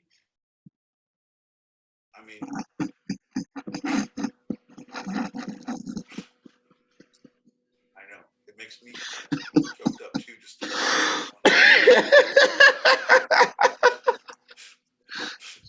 not just serving a fellow man.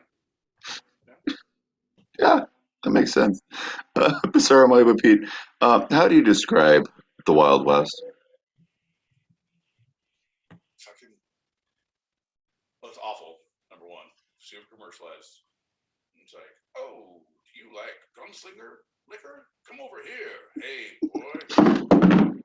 2 gun times or all the gun times over here. It feels like Vegas, but with cactus. Like it was like fake. Boo.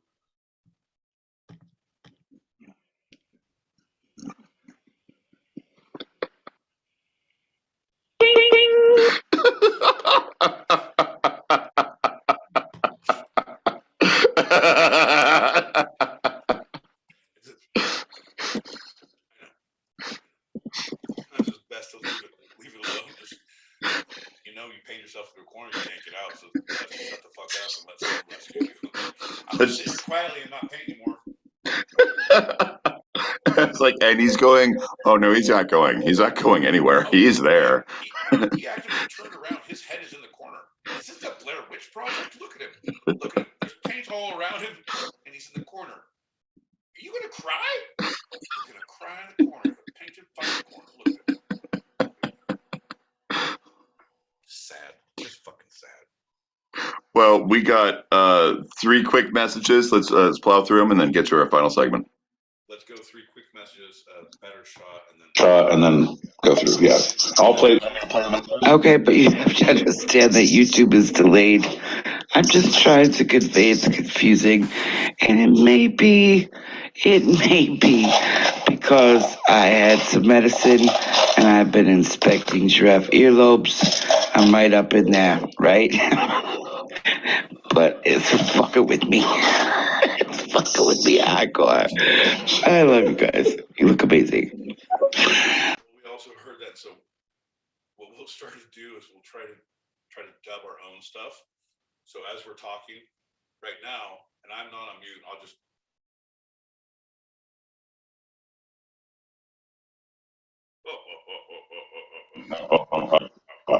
Yeah, that's right. Yeah, and I also really don't like.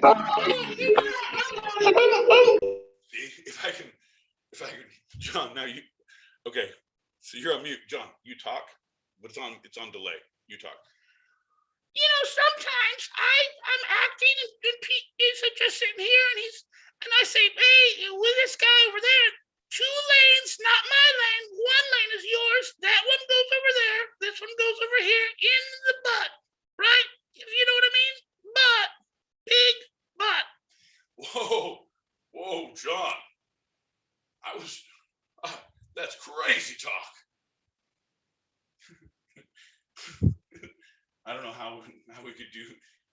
I know it's not synced up, so it's even worse. But I feel like that's something that could be super fun if we get the technology. We got to get walkie-talkies or a string with 2 cans and pull it tight. You hold that up and it's gonna be great, John. Gonna be great. Yeah, Captain Glenn Quagmire. We are now flying over the ocean. Giggity giggity goo. Should you feel nauseated or sick, some people have a fear of flying. We have little plastic baggies right above you, giggity. And if any female passenger is feeling nauseated or just needs to, relieve some stress, relieve some tension, I'm always available. You can come visit the captain in the back, giggity giggity goo, and enjoy your flight. Giggity giggity giggity giggity goo. Okay. One of the better giggity goos, like pitch, timbre, speed. It was all there. The intonation, John. Oh. Okay, I know I'm but yeah, but no giggity goo. All right, but I can't do. See, it's like, yeah, no, you can't even start the. Nope, go. What the fuck is happening right now? I am completely amused and lost at the same time. It's fantastic. Folks, that's what we promise you. Once a show, every show, we're going to get meta. It's a show within a show, in your show, that show, in the Mind Movie shows. Oh, you're not the only one fucking with giraffes' earlobes. John was like, we should pierce that giraffe's earlobes. I was like, that's called tracking an animal. He said, it's called fashion, and we're making them beautiful. I said, let's get on up there and change lives, John. That's what I said. What do we got here? What do we got here for the legend round? Okay. That's the rub. Next time I'm gonna have a good tomato juice or something like that. Something real good. And, wets the whistle a little bit. And, nice salami sandwich and garlic bread and blah blah blah blah. Here we go. I'm telling you, I had said it very pretty good. You said a little vegetable juice, a little tomato juice, a little something. I got about carrot ginger juice today. Ooh, carrot ginger juice. Vodka, because I was like, I need a mixer with this. I was like, no, just drink the juice by itself. You don't need a mixer. I like to flip them. I like to call my booze the mixers. It's cute. I'm out of mixers. And people are like, what does that mean? It's like, no big deal. I still have juice. I got soda. Like, okay. Anyway. But John, you're still anyway, let's do this shot. And you can't hear me right now? You're on mute.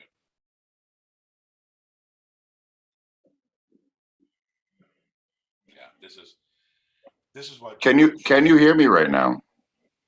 No, I'm ladies and gentlemen. Back in, do a thing. Okay. I don't know what you're doing. There you go. Okay. Can you hear me now? No, it almost went on. You clicked on and clicked off. Is your cable or something? Hello. No, no, no, no. Come on, buddy. There you go. I heard it again. You get soft. Can you hear me now? No, but you gotta keep talking as you do it. You can't. I'm okay. All right. All right. All right. I'm gonna go going. Keep going. Keep going. Keep going. Keep going. Keep going. Keep going. Keep going. Nope. Why don't you get out, get in? I'm gonna talk shit about you for a couple minutes. Stop putting your arms up on the back. Like, I did my work here. How about now, brother? Yeah, it's pretty good, John. There you go. Sometimes you got no one to hold them, no one to fold them. Dun dun dun dun dun dun dun.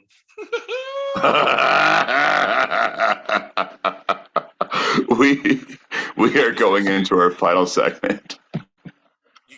John, I know you're in a hurry, but we got to address some of these things. Like, you're steamrolling, but I know you got to go. I know, but I'm letting you know. Stop pushing buttons. Stop muting yourself. Stop looking uncomfortable. No, you're. Hey. Don't be the Fonz. We're gonna go to our final segment. We're gonna play this message. Pour a shot because I have a shot ready. Pour a shot, John. I got mine ready. Little mind. MFA. Let's help us.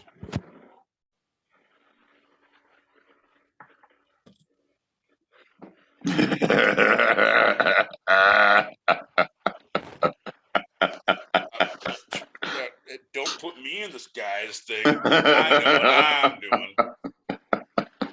Cheers, everybody. Thanks for tuning in. Cheers, everybody. Thanks for listening, especially if you're still listening.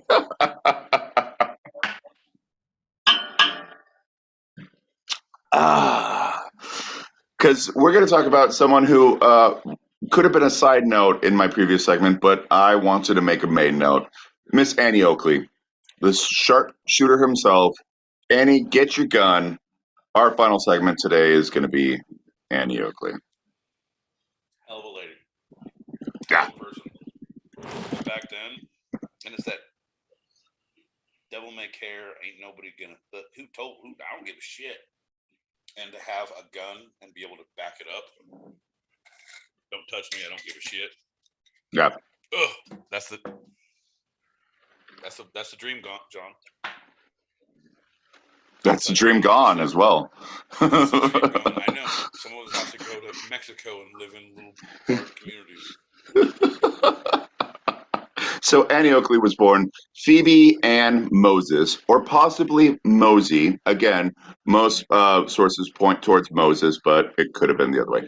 On August 13th of 1860, in Darke County, Iowa, to Jacob Moses and Susan Wise. When she was 6 years old, her father died from pneumonia, kind of paralleling, our boy Buffalo Bill.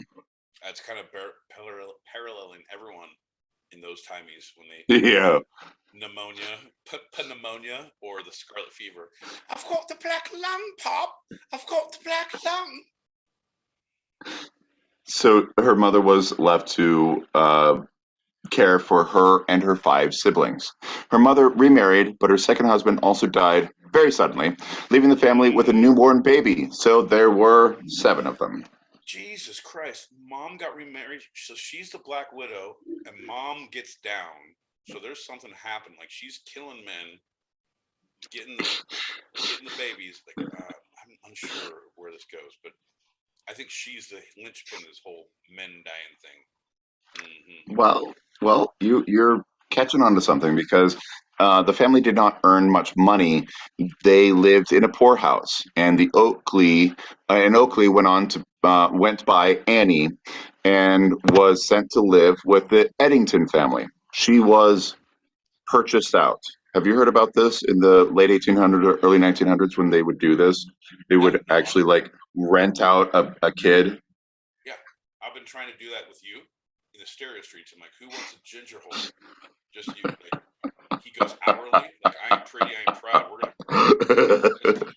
motherfucker out. Like, thus far, there's been a lot of takers, John, but I'm not gonna go that cheap. So she worked with the Eddington family at the infirmary, where she learned how to sew and help with the younger children. She said later that it was an abusive family, whom she referred to as the Wolves.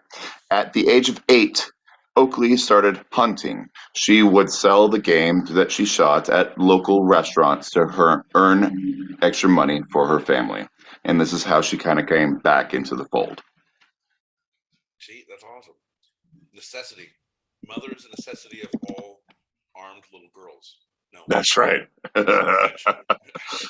Evil. Wait, it's something. Worth two in the bush. Yep. So while her sisters played with dolls, Annie tagged along with her father while he was still alive, and for hunting and trapping in the woods. So from an early age, Wait. Was that the pneumonia father, or is that father number 2? that was her original. That was her original. So this is real young. Yeah. So he died at 9. Pneumonia dad. So he died at her age of 9. Eddie, shoot that deer. I can't sing my own name anymore, boy. The job's gonna have to go to you. I'm a girl. Okay. Pneumonia Annie. So at that very early age, she already showed an extraordinary talent for marksmanship. Quote, I was 8 years old when I made my first shot, she later recalled, and I still consider it one of the best shots I ever made. Boo. Self-grandizing. Man, you love yourself too much. Say the words, find other words. That's the My Boy Pete Dictionary rule number 1. So her pearl story was she was steadying her father's old muzzle-loading rifle on a porch rail. She picked off a squirrel sitting on a fence in her front yard with a headshot, allowing its meat to be preserved. The young girl's shooting not only put food on the table, but it eventually allowed her mother to pay off the $200 mortgage on the family house through the money Annie earned by selling the game she hunted to local grocery stores that supplied hotels and restaurants in Cincinnati. So you're right, her mom was kind of a linchpin because she ended up in the poorhouse. The poorhouse means they're not on the farm anymore. They got the mortgage, they're going under. Most cases is the bank takes the farm back, the person goes and dies in complete squalor. But Annie was such a good shot that she was able to actually turn the tide and bring her family and her mother back into their farm. Oof. See, was it? Okay. I know she was a good shot. I'm not saying that, but do you think it was her being a great shot? Well, I'm sure it was, because with the guns you had and the ammo you had and the time reloading, like, I mean, it wasn't like, anyway, was it tenacity? Like, was it a little girl out, like, just shooting? For sure. Like, was she a shot every time? Like, yeah, her first shot when she had that squirrel, but like, yeah, was that luck, or was it like, oh my God, you were touched by heavens and you can kill? Look at you. Yeah. Look at you. This is what the Navy SEALs thought about when they were invented. No, what is that old quote? The talent is 10% skill and 90% tenacity. Yeah, that's all bullshit, though. Those people can't take a joke. But here's the thing. So it wasn't her making money as star. It wasn't the stories of her. She was actually killing all damn animals and getting enough money for $200 back in those days, which was tens of thousands, if not hundreds of thousands, because it was a huge difference. Right, and she wasn't going for buffalo from a train like some Right. we knew from previous stories in this episode. Right. Yeah. So, and it was also like, she did work with him later on. Anyway, go ahead. and they had a good relationship. But her other siblings also didn't do that. It was just her. She was able to pick them off because it was single loading muskets, and it was very expensive for the day buckshot, and so you had to hit it. If you didn't hit it, you were going in the hole. And so she was actually being able to come back every single day with enough skins and enough meat to make a Not profit. buckshot, yeah, but slugs and powder. The slugs and the gunpowder, right. And the cotton and the everything you have to do. But anyway, The flint and right. So when she was 15, Oakley went to Cincinnati to compete against marksman Frank E. Butler. He traveled around the country challenging people to shooting competitions. During this competition, remember she's 15, Oakley shot all 25 shots and Butler missed one, making Oakley the winner. Butler was impressed by her skills and soon they began courting. They were married August 23rd, 1876. It's just a crazy. It's crazy that this fucking happened. It's crazy that this was time in life that this story happened. That this was able to happen. Hey, I grew up shooting to save my mom's farm. I went to the big old city of Cincinnati where I shot a man down, and then he started courting me, and then we was married. Fast forward, I know, no, but I'm gonna jump your shit because I was like, and then they made "Kiss Me, Kate," a whole musical about me, about my life. It's like Back to the Future. Right. And Andy, get your gun. Annie, get your gun. Like, I'm sorry, not Kiss Me, Kate. Annie. There you go. Did I say that? That's even before my time. Anyway. That's the one before me. Wow. I see the future and the past. So the happy couple toured around the country, and Butler continued to perform as a marksman. Oakley acted as his assistant to help items for Butler to shoot.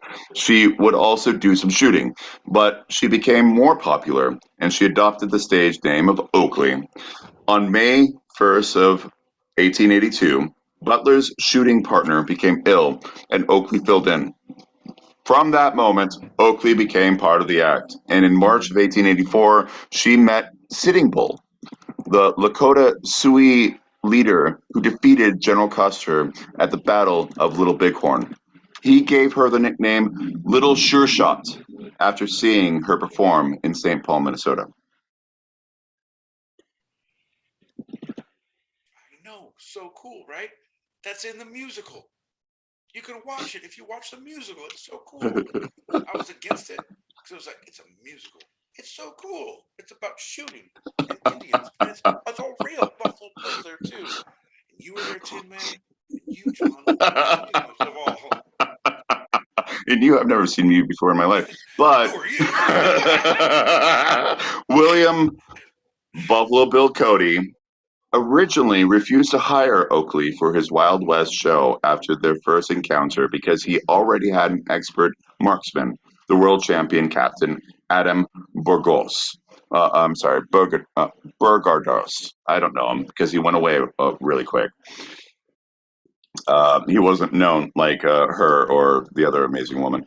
So as part of his traveling troupe, but in late 1884, a steamboat carrying the show's performers sank to the bottom of the Mississippi River, and the passengers made it off safely, but the sharpshooter's prized firearms met a watery demise. So, struggling with equilibrium and his new guns for months after the accident, Burgardos quit Buffalo Bill's Wild West show in March of 1885, creating an opening that was filled by Miss Annie Oakley. Burgardos. This ship sank. My guns went kaput. I cannot work like this. I will leave you now. Yeah, I want to actually do another thing about Calamity Jane because she was just as awesome. That's the crazy thing. Like all of these people were just so cool. Right, and they're real people, John, and like that's why it's romanticized. That's why it's Yeah. because the things that did happen were pretty fucking amazing. People who were like, I set out to do these things. People still do that today. Like, but they usually start like nonprofits or like fucking, which is great. But you're local based. You have to have some sort of a, I don't know, dare I say, cult that goes international. I don't know. And we're not just talking about Canada and Mexico international. We're talking international, like UK international. I'm saying, John. So after, if the Gideons can put a Bible in every hotel, we can put a ha-ha on every pole.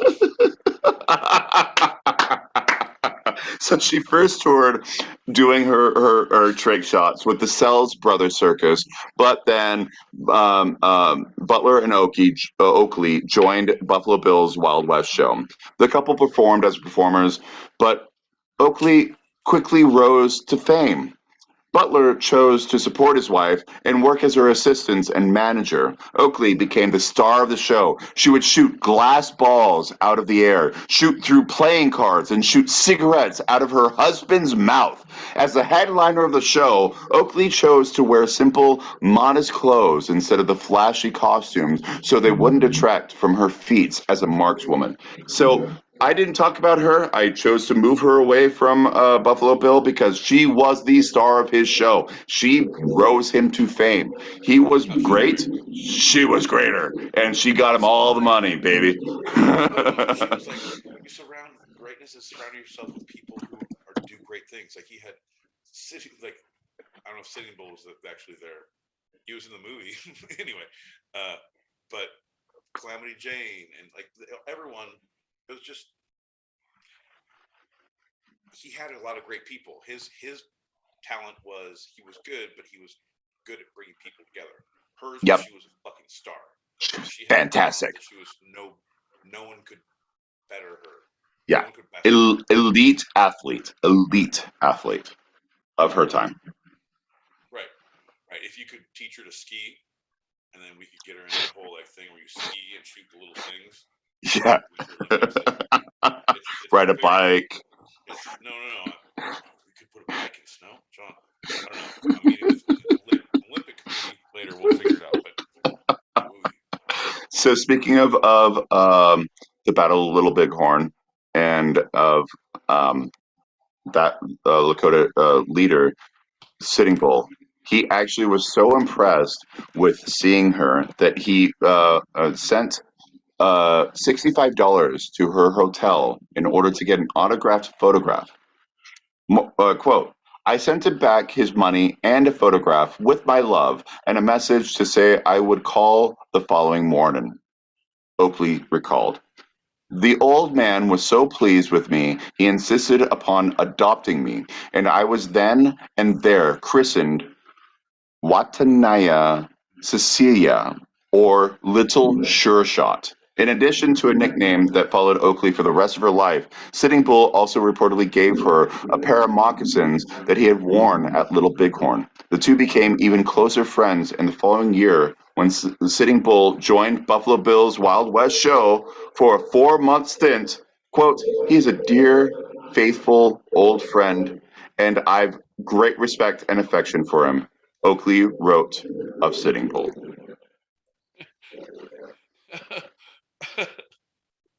Ew. John, can you imagine? Oh, you're going to the moccasins, aren't you? Hear me out.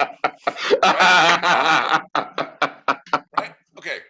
I'm a fanboy, right? I'm a super fanboy.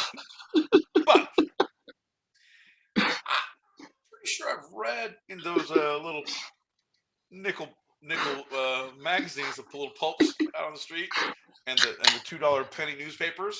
Yeah. Extra. I mean, I know. Don't wrangle me. I'll buy it. I will do it. that it was pretty aggressive out there.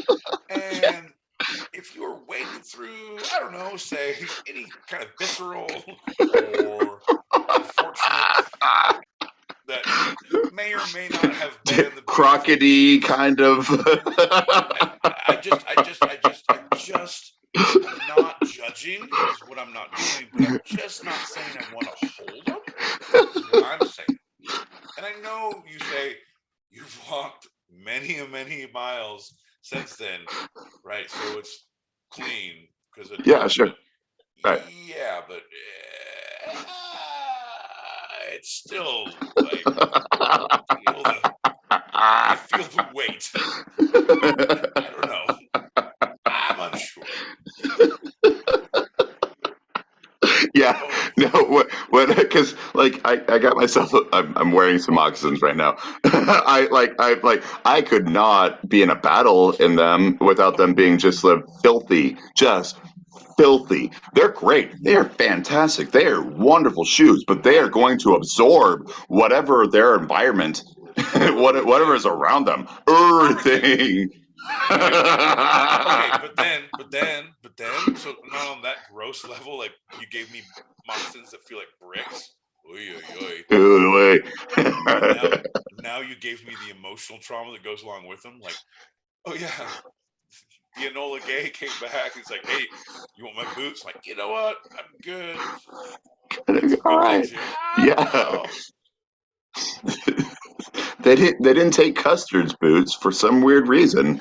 They were fine with leaving them right on him. So as the drums of war sounded on April 5th, 1898, Oakley penned a note to President William McKinley on her custom letterhead, which showed her toting a gun while riding a bike and touted her as America's representative lady shot.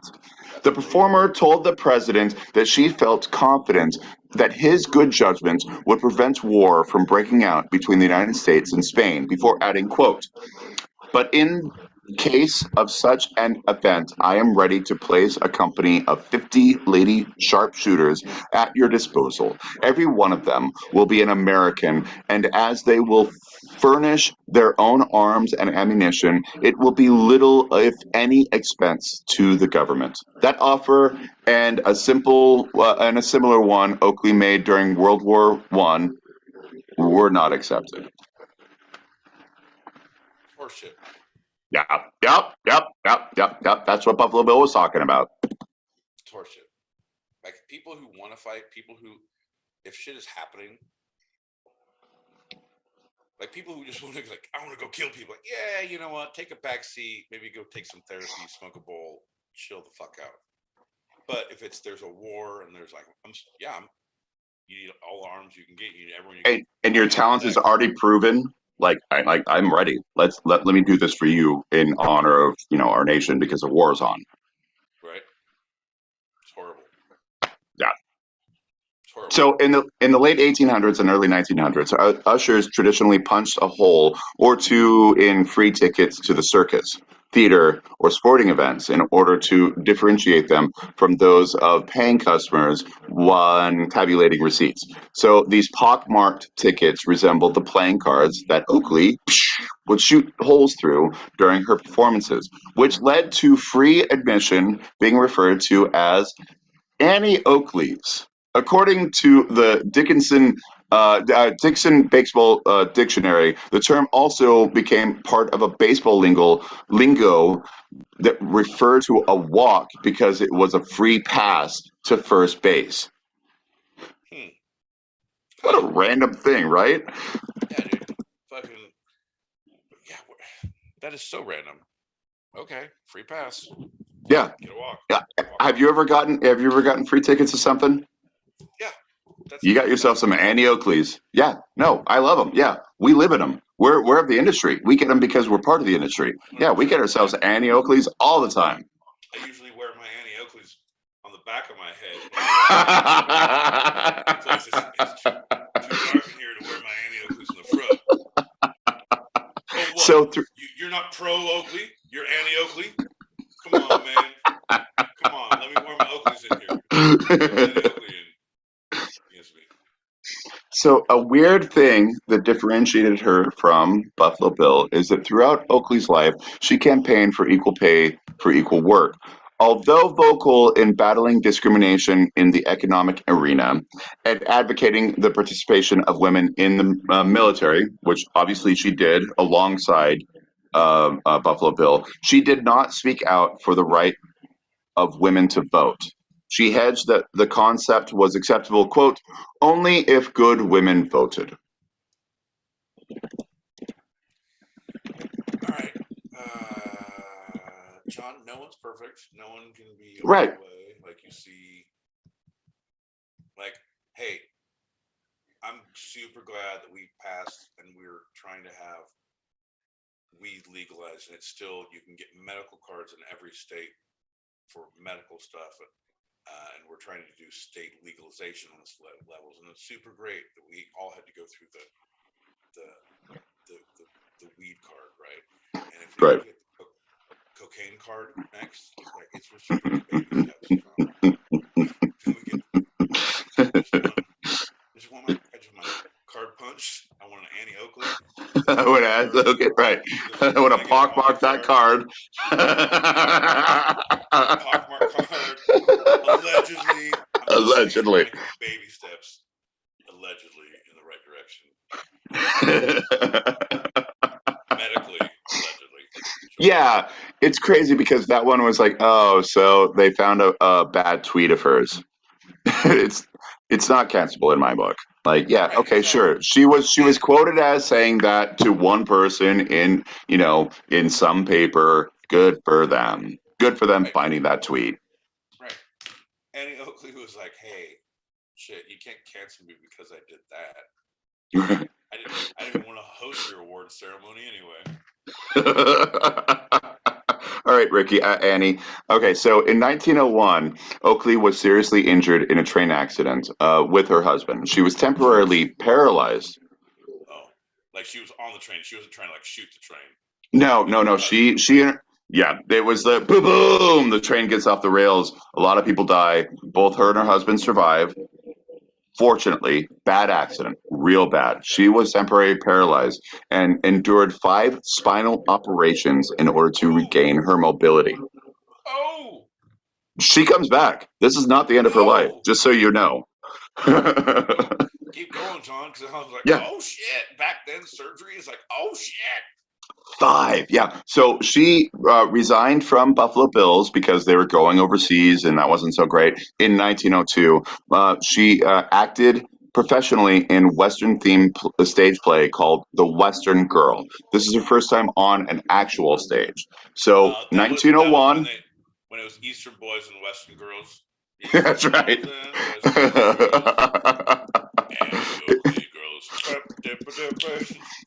It wasn't so PC, but it was a good play.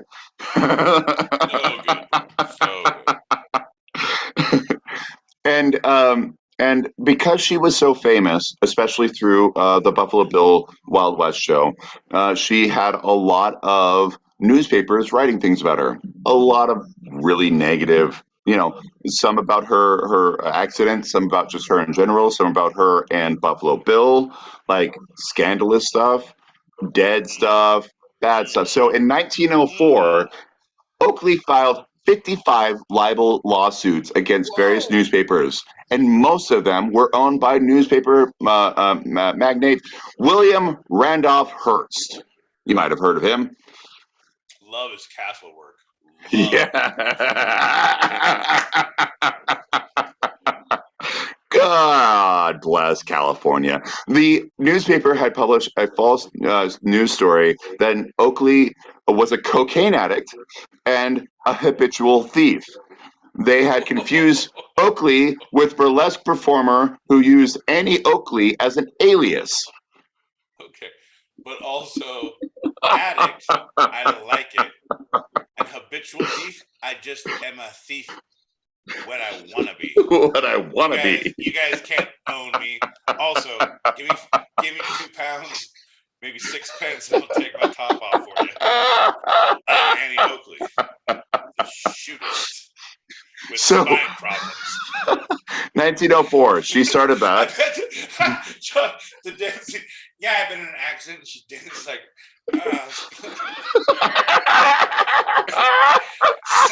Sell it, Haley Oakley.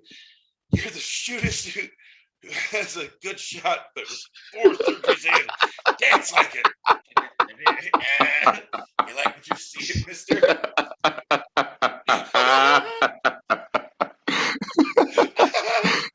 So that's it. Okay, go. I just got hold on. I'm just gonna. All right. So 1904, she started that. 1910, they were all over. 55 lawsuits, 54 wins. And I had to assume that the 55th was literally the one newspaper that was not Hearst's, that they were like, oh, we were just reprinting something. And the judge was like, well, it's not your fault. That's I'm sure of it. I'm actively sure it was not. I'm pretty sure they had really good investigative journalists, and they had to deal with the DA. They said, Judge, can we meet in chambers? And he's like, bum, bum, bum. And they pull out the photos, and she's just fucking habitually stealing. Just habitually. And she's just using drugs, and just look at her go. She's like, all right, I'm going to settle out of court for just a mea culpa. But the rest, don't share these pictures. We're going to seal them in the indictment. Bum, bum, bum. So 1912, Oakley and Butler settled for a few years in Cambridge, Maryland. In 1917, they moved to North Carolina. Oakley continued performing into the 1920s. In 22, she was injured in a car accident, forcing her to wear a steel brace on her right leg. She did make a comeback performance in 1923 and set new shooting records in 1924. So she was strong all the way, baby. Jesus, man. All right. Seriously, at some point you're like, Annie, stop traveling. Like, anything that moves is your enemy. Or is it because you're shooting guns off in whatever transportation you're on and scaring people so they go off the tracks or into traffic? Think about it, Annie. Yeah. So, like I said, she did start her stage career with the melodrama The Western Girl, and then she joined the Young Buffalo Show. Remember, she retired from the regular Buffalo Show, but the young one in 1911. Like Oakley and Mouse Club. Right? yes, yeah, 100%. and they were like the parents of the Mickey Mouse Club at that point, because Right, Oakley and Butler. Yeah, the Justin Timberlake and the Britney Spears. Right. Right. Gotcha. Yeah. They retired in 1913 and settled back into Cambridge, adopting a dog, Dave, who would become part of their later shows. Dave! Fuck yeah! John, that's a great dog name. Yes, it is. Dave. Because you're in a park, you yell Dave, at least 7 dudes are going to keep talking over you every time. So she was the top earner for the Wild West shows, and via her additional exhibition work, the sharing money with her extended family and giving donations to charities for orphans. She during World War I, she volunteered to organize that regiment. After retiring in 1913, she pursued such hobbies as hunting and fishing, and taught marksmanship to other women. And in the 1920s, Oakley and Butler were involved in more performances. Oh yeah, it keeps on happening. It's a secular. Shit! I told you not to go up there. Stop traveling together. That's all I have to say.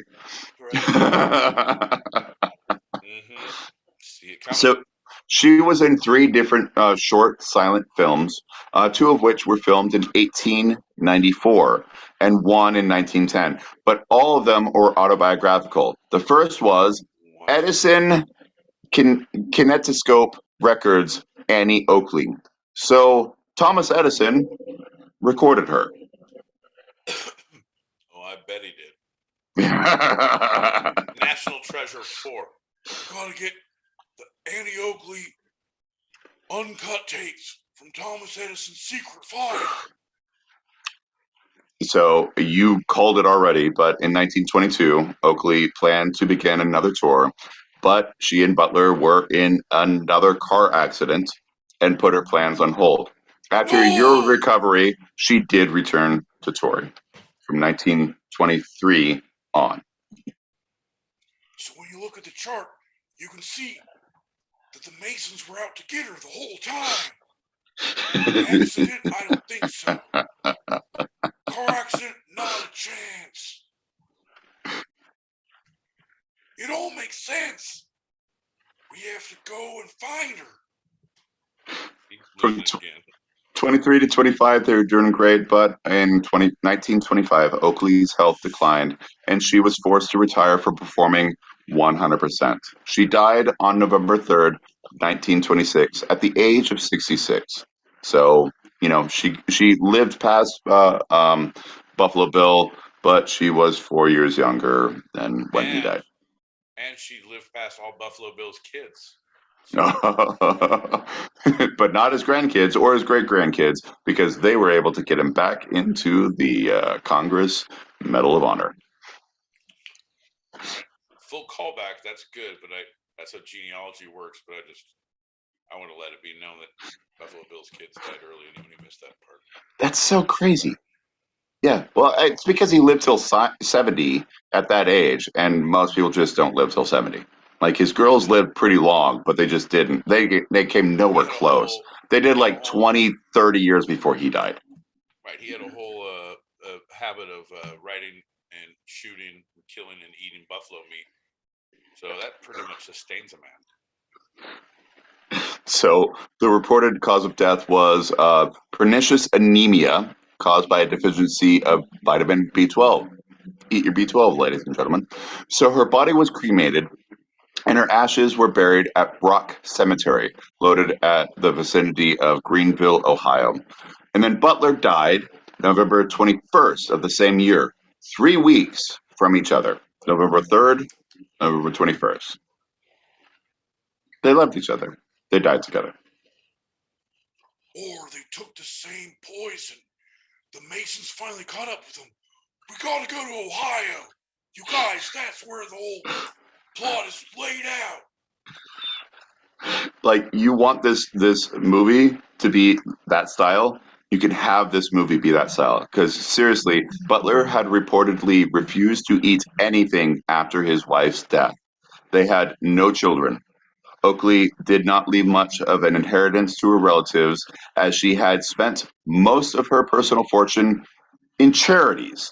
Her incomplete autobiography was inherited by actor Fred Stone, and Oakley's name remains associated with the legends of the Wild West, and there have been several adaptations of her life in fiction. This includes the 1935 film Annie Oakley, and a short-lived TV series from 54 to 57, the same name, along with a famous Broadway musical entitled Annie, Get Your Gun. Such a good show. Anyone who's Yeah, it is.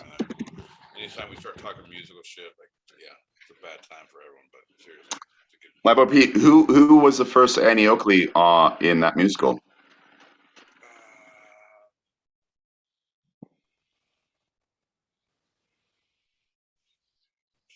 She was a woman lady. She was also in, Gypsy. Yep.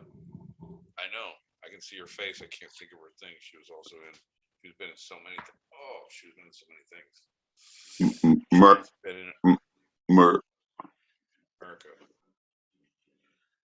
Brown. Murphy Brown. That's right. Murphy Brown. Myrtle Creek. Manzanita Boulevard. Oh, man, do.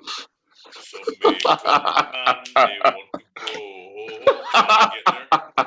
Bernadette Peters. Wait. Ethel Merman. Ethel Merman. Everything's coming up roses. Yeah.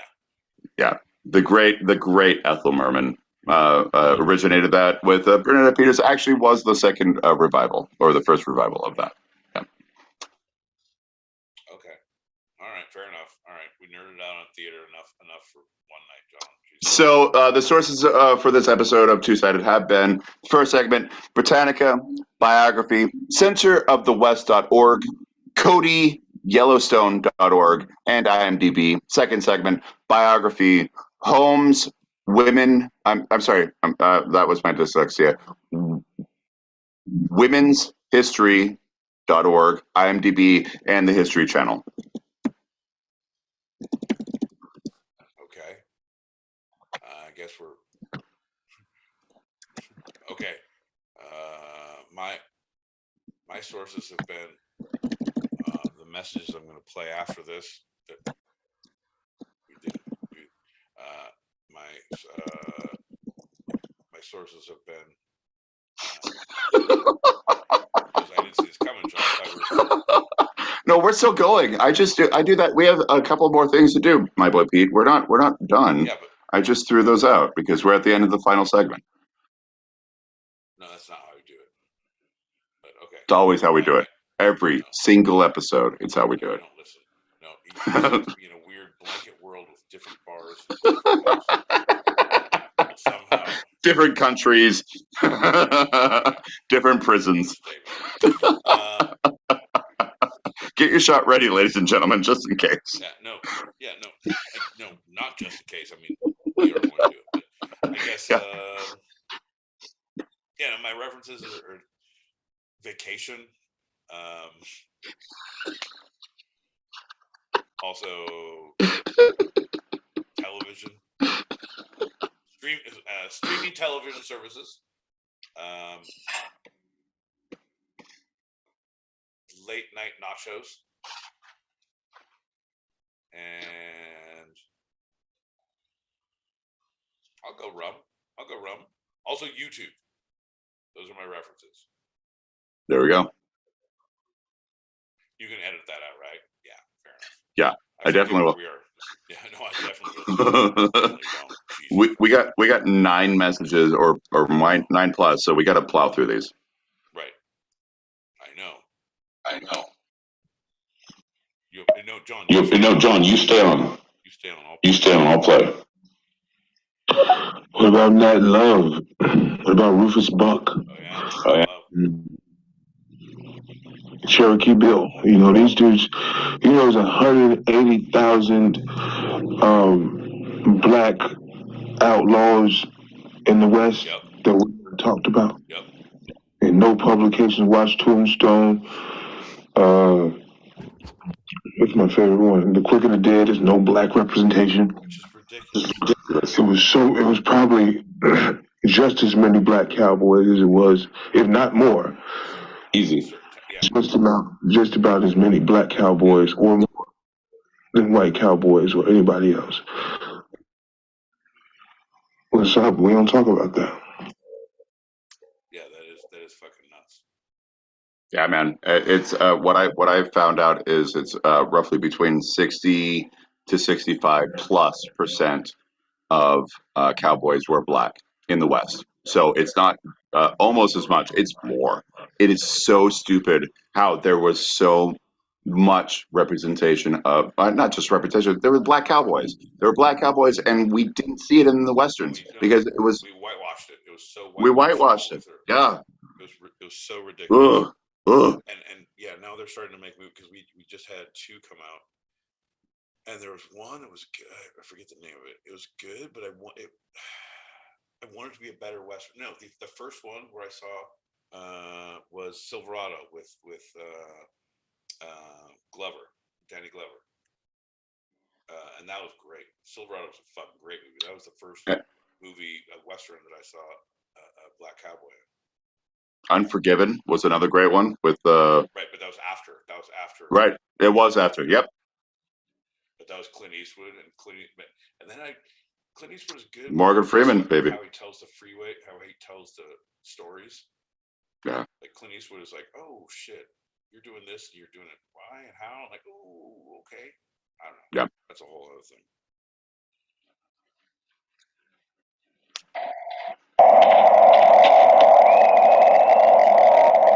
Appreciate it.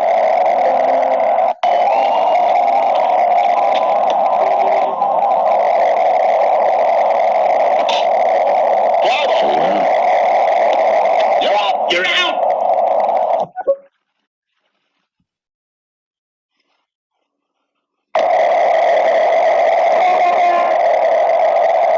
I think I heard somebody talking about Oakley sunglasses or a little bit of the Ray-Bans.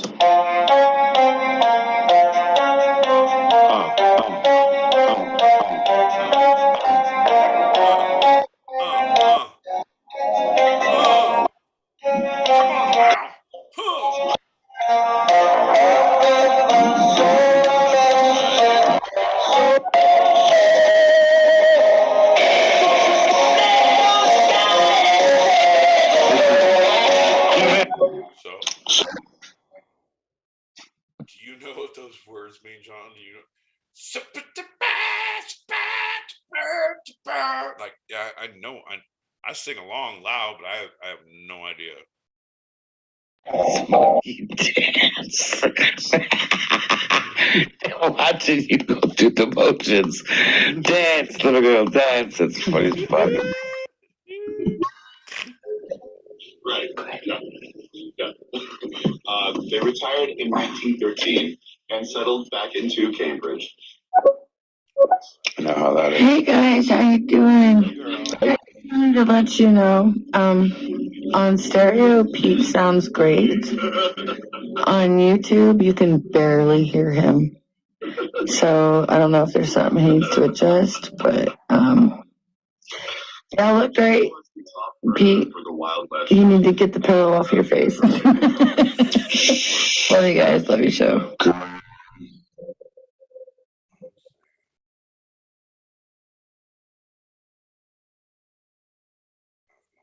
I change something now. She was in the mall. Yes, the Cosa Nostra. The whole time we went out, she didn't tell me what she did for a living. Charlie, she was unemployed. She didn't have a job. Oh, that's just a perfect cover now, isn't it? All right, all right. What about Pam? Man, John.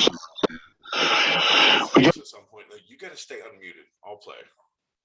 I know you're on a thing, but we got to test this out because they always say, and I think, and I don't want to change anything now. But you said it was good.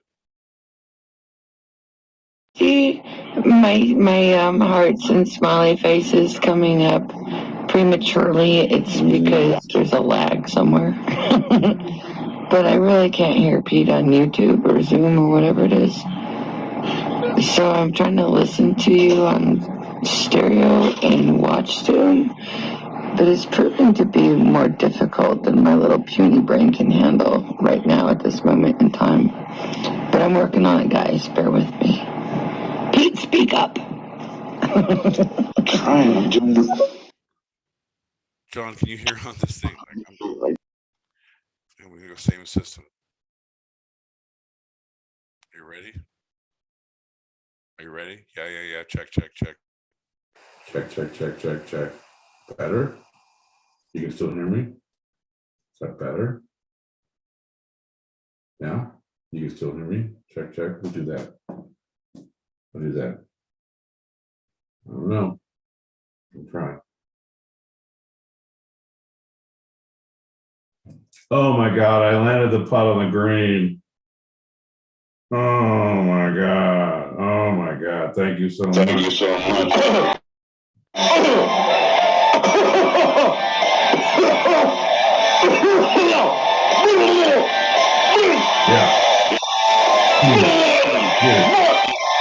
Get it.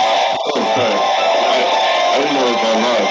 Oh, strong band. I feel a strong band in the night. I thought it.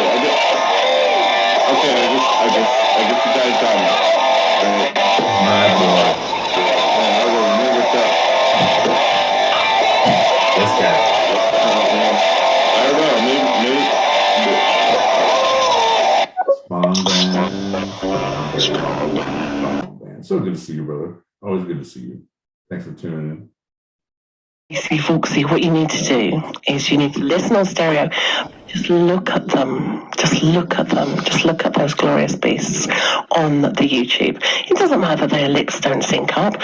We can just see John's ginger hole laughing away and the hand gestures of my boy Pete. And that's how you do it. That's how I do it anyway. I think I just realized someone being funny and hand gesturing when she said that. The whole thing. Apologize for ignoring all the audience peoples in my face. Bon Man. Oh my god, I love you guys. Thanks for joining. Julie, I love you. You're awesome, Jose. Good to see you. Oh my god.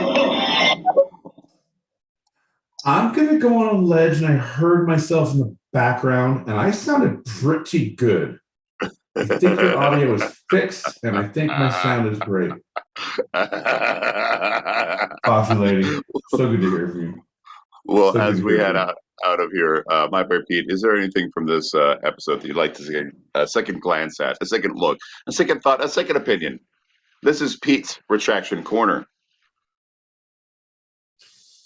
I'm thinking I should have gotten your family's addresses and come and done home invasions while you're out on Mexico. I mean, there's no cats there, no dogs, right? I already know that. Pretty sure there's pretty good fucking beer in the fridge or something. I don't know. Anyway, I want to crash in Arizona. No. No. I feel like I take back the not leading into going to Mexico, but I should have.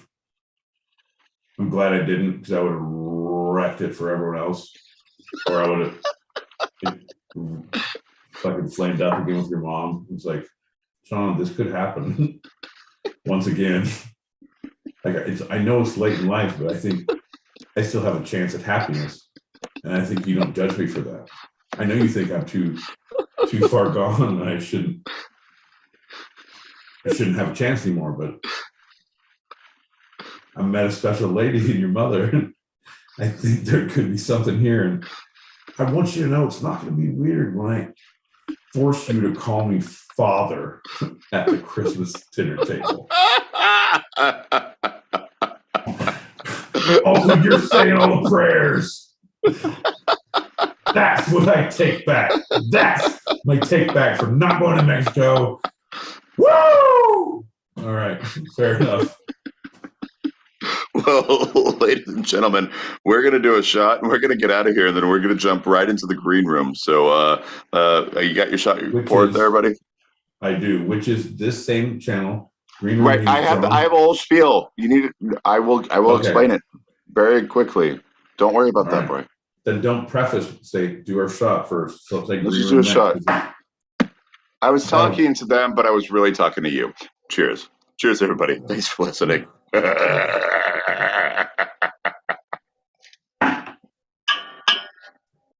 Thanks for listening, everybody. We have our open chat show live on stereo every Tuesday. Same start as tonight. So if you want to join us or you want to throw some topics out there, email twosidedpod@gmail.com. That's TWO, sidedpod@gmail.com. And for those listening live on the stereo app, stick around in this room for our continued chat in our green room right now for our after show wind down. That's a wrap for tonight. I'm General Peacock. Currently in Mexico. I'm my boy Pete, and it puts the lotion on its skin, or else it gets the hose again in Southern California. And this was our show. You can eavesdrop wherever you get your podcasts, and even join us live, both on our YouTube channel, Two Sided Podcast, and the stereo app every Thursday, 8 p.m. Pacific, 11 p.m. Eastern, as we talk about the two sides of life, the serious and the fun. Here on Two Sided. Man, this has been great. I love you, Pete. Yeah, I love you too, John. Hope you make it back safe. I highly doubt it, but hope you do. I will see you next year, John. do.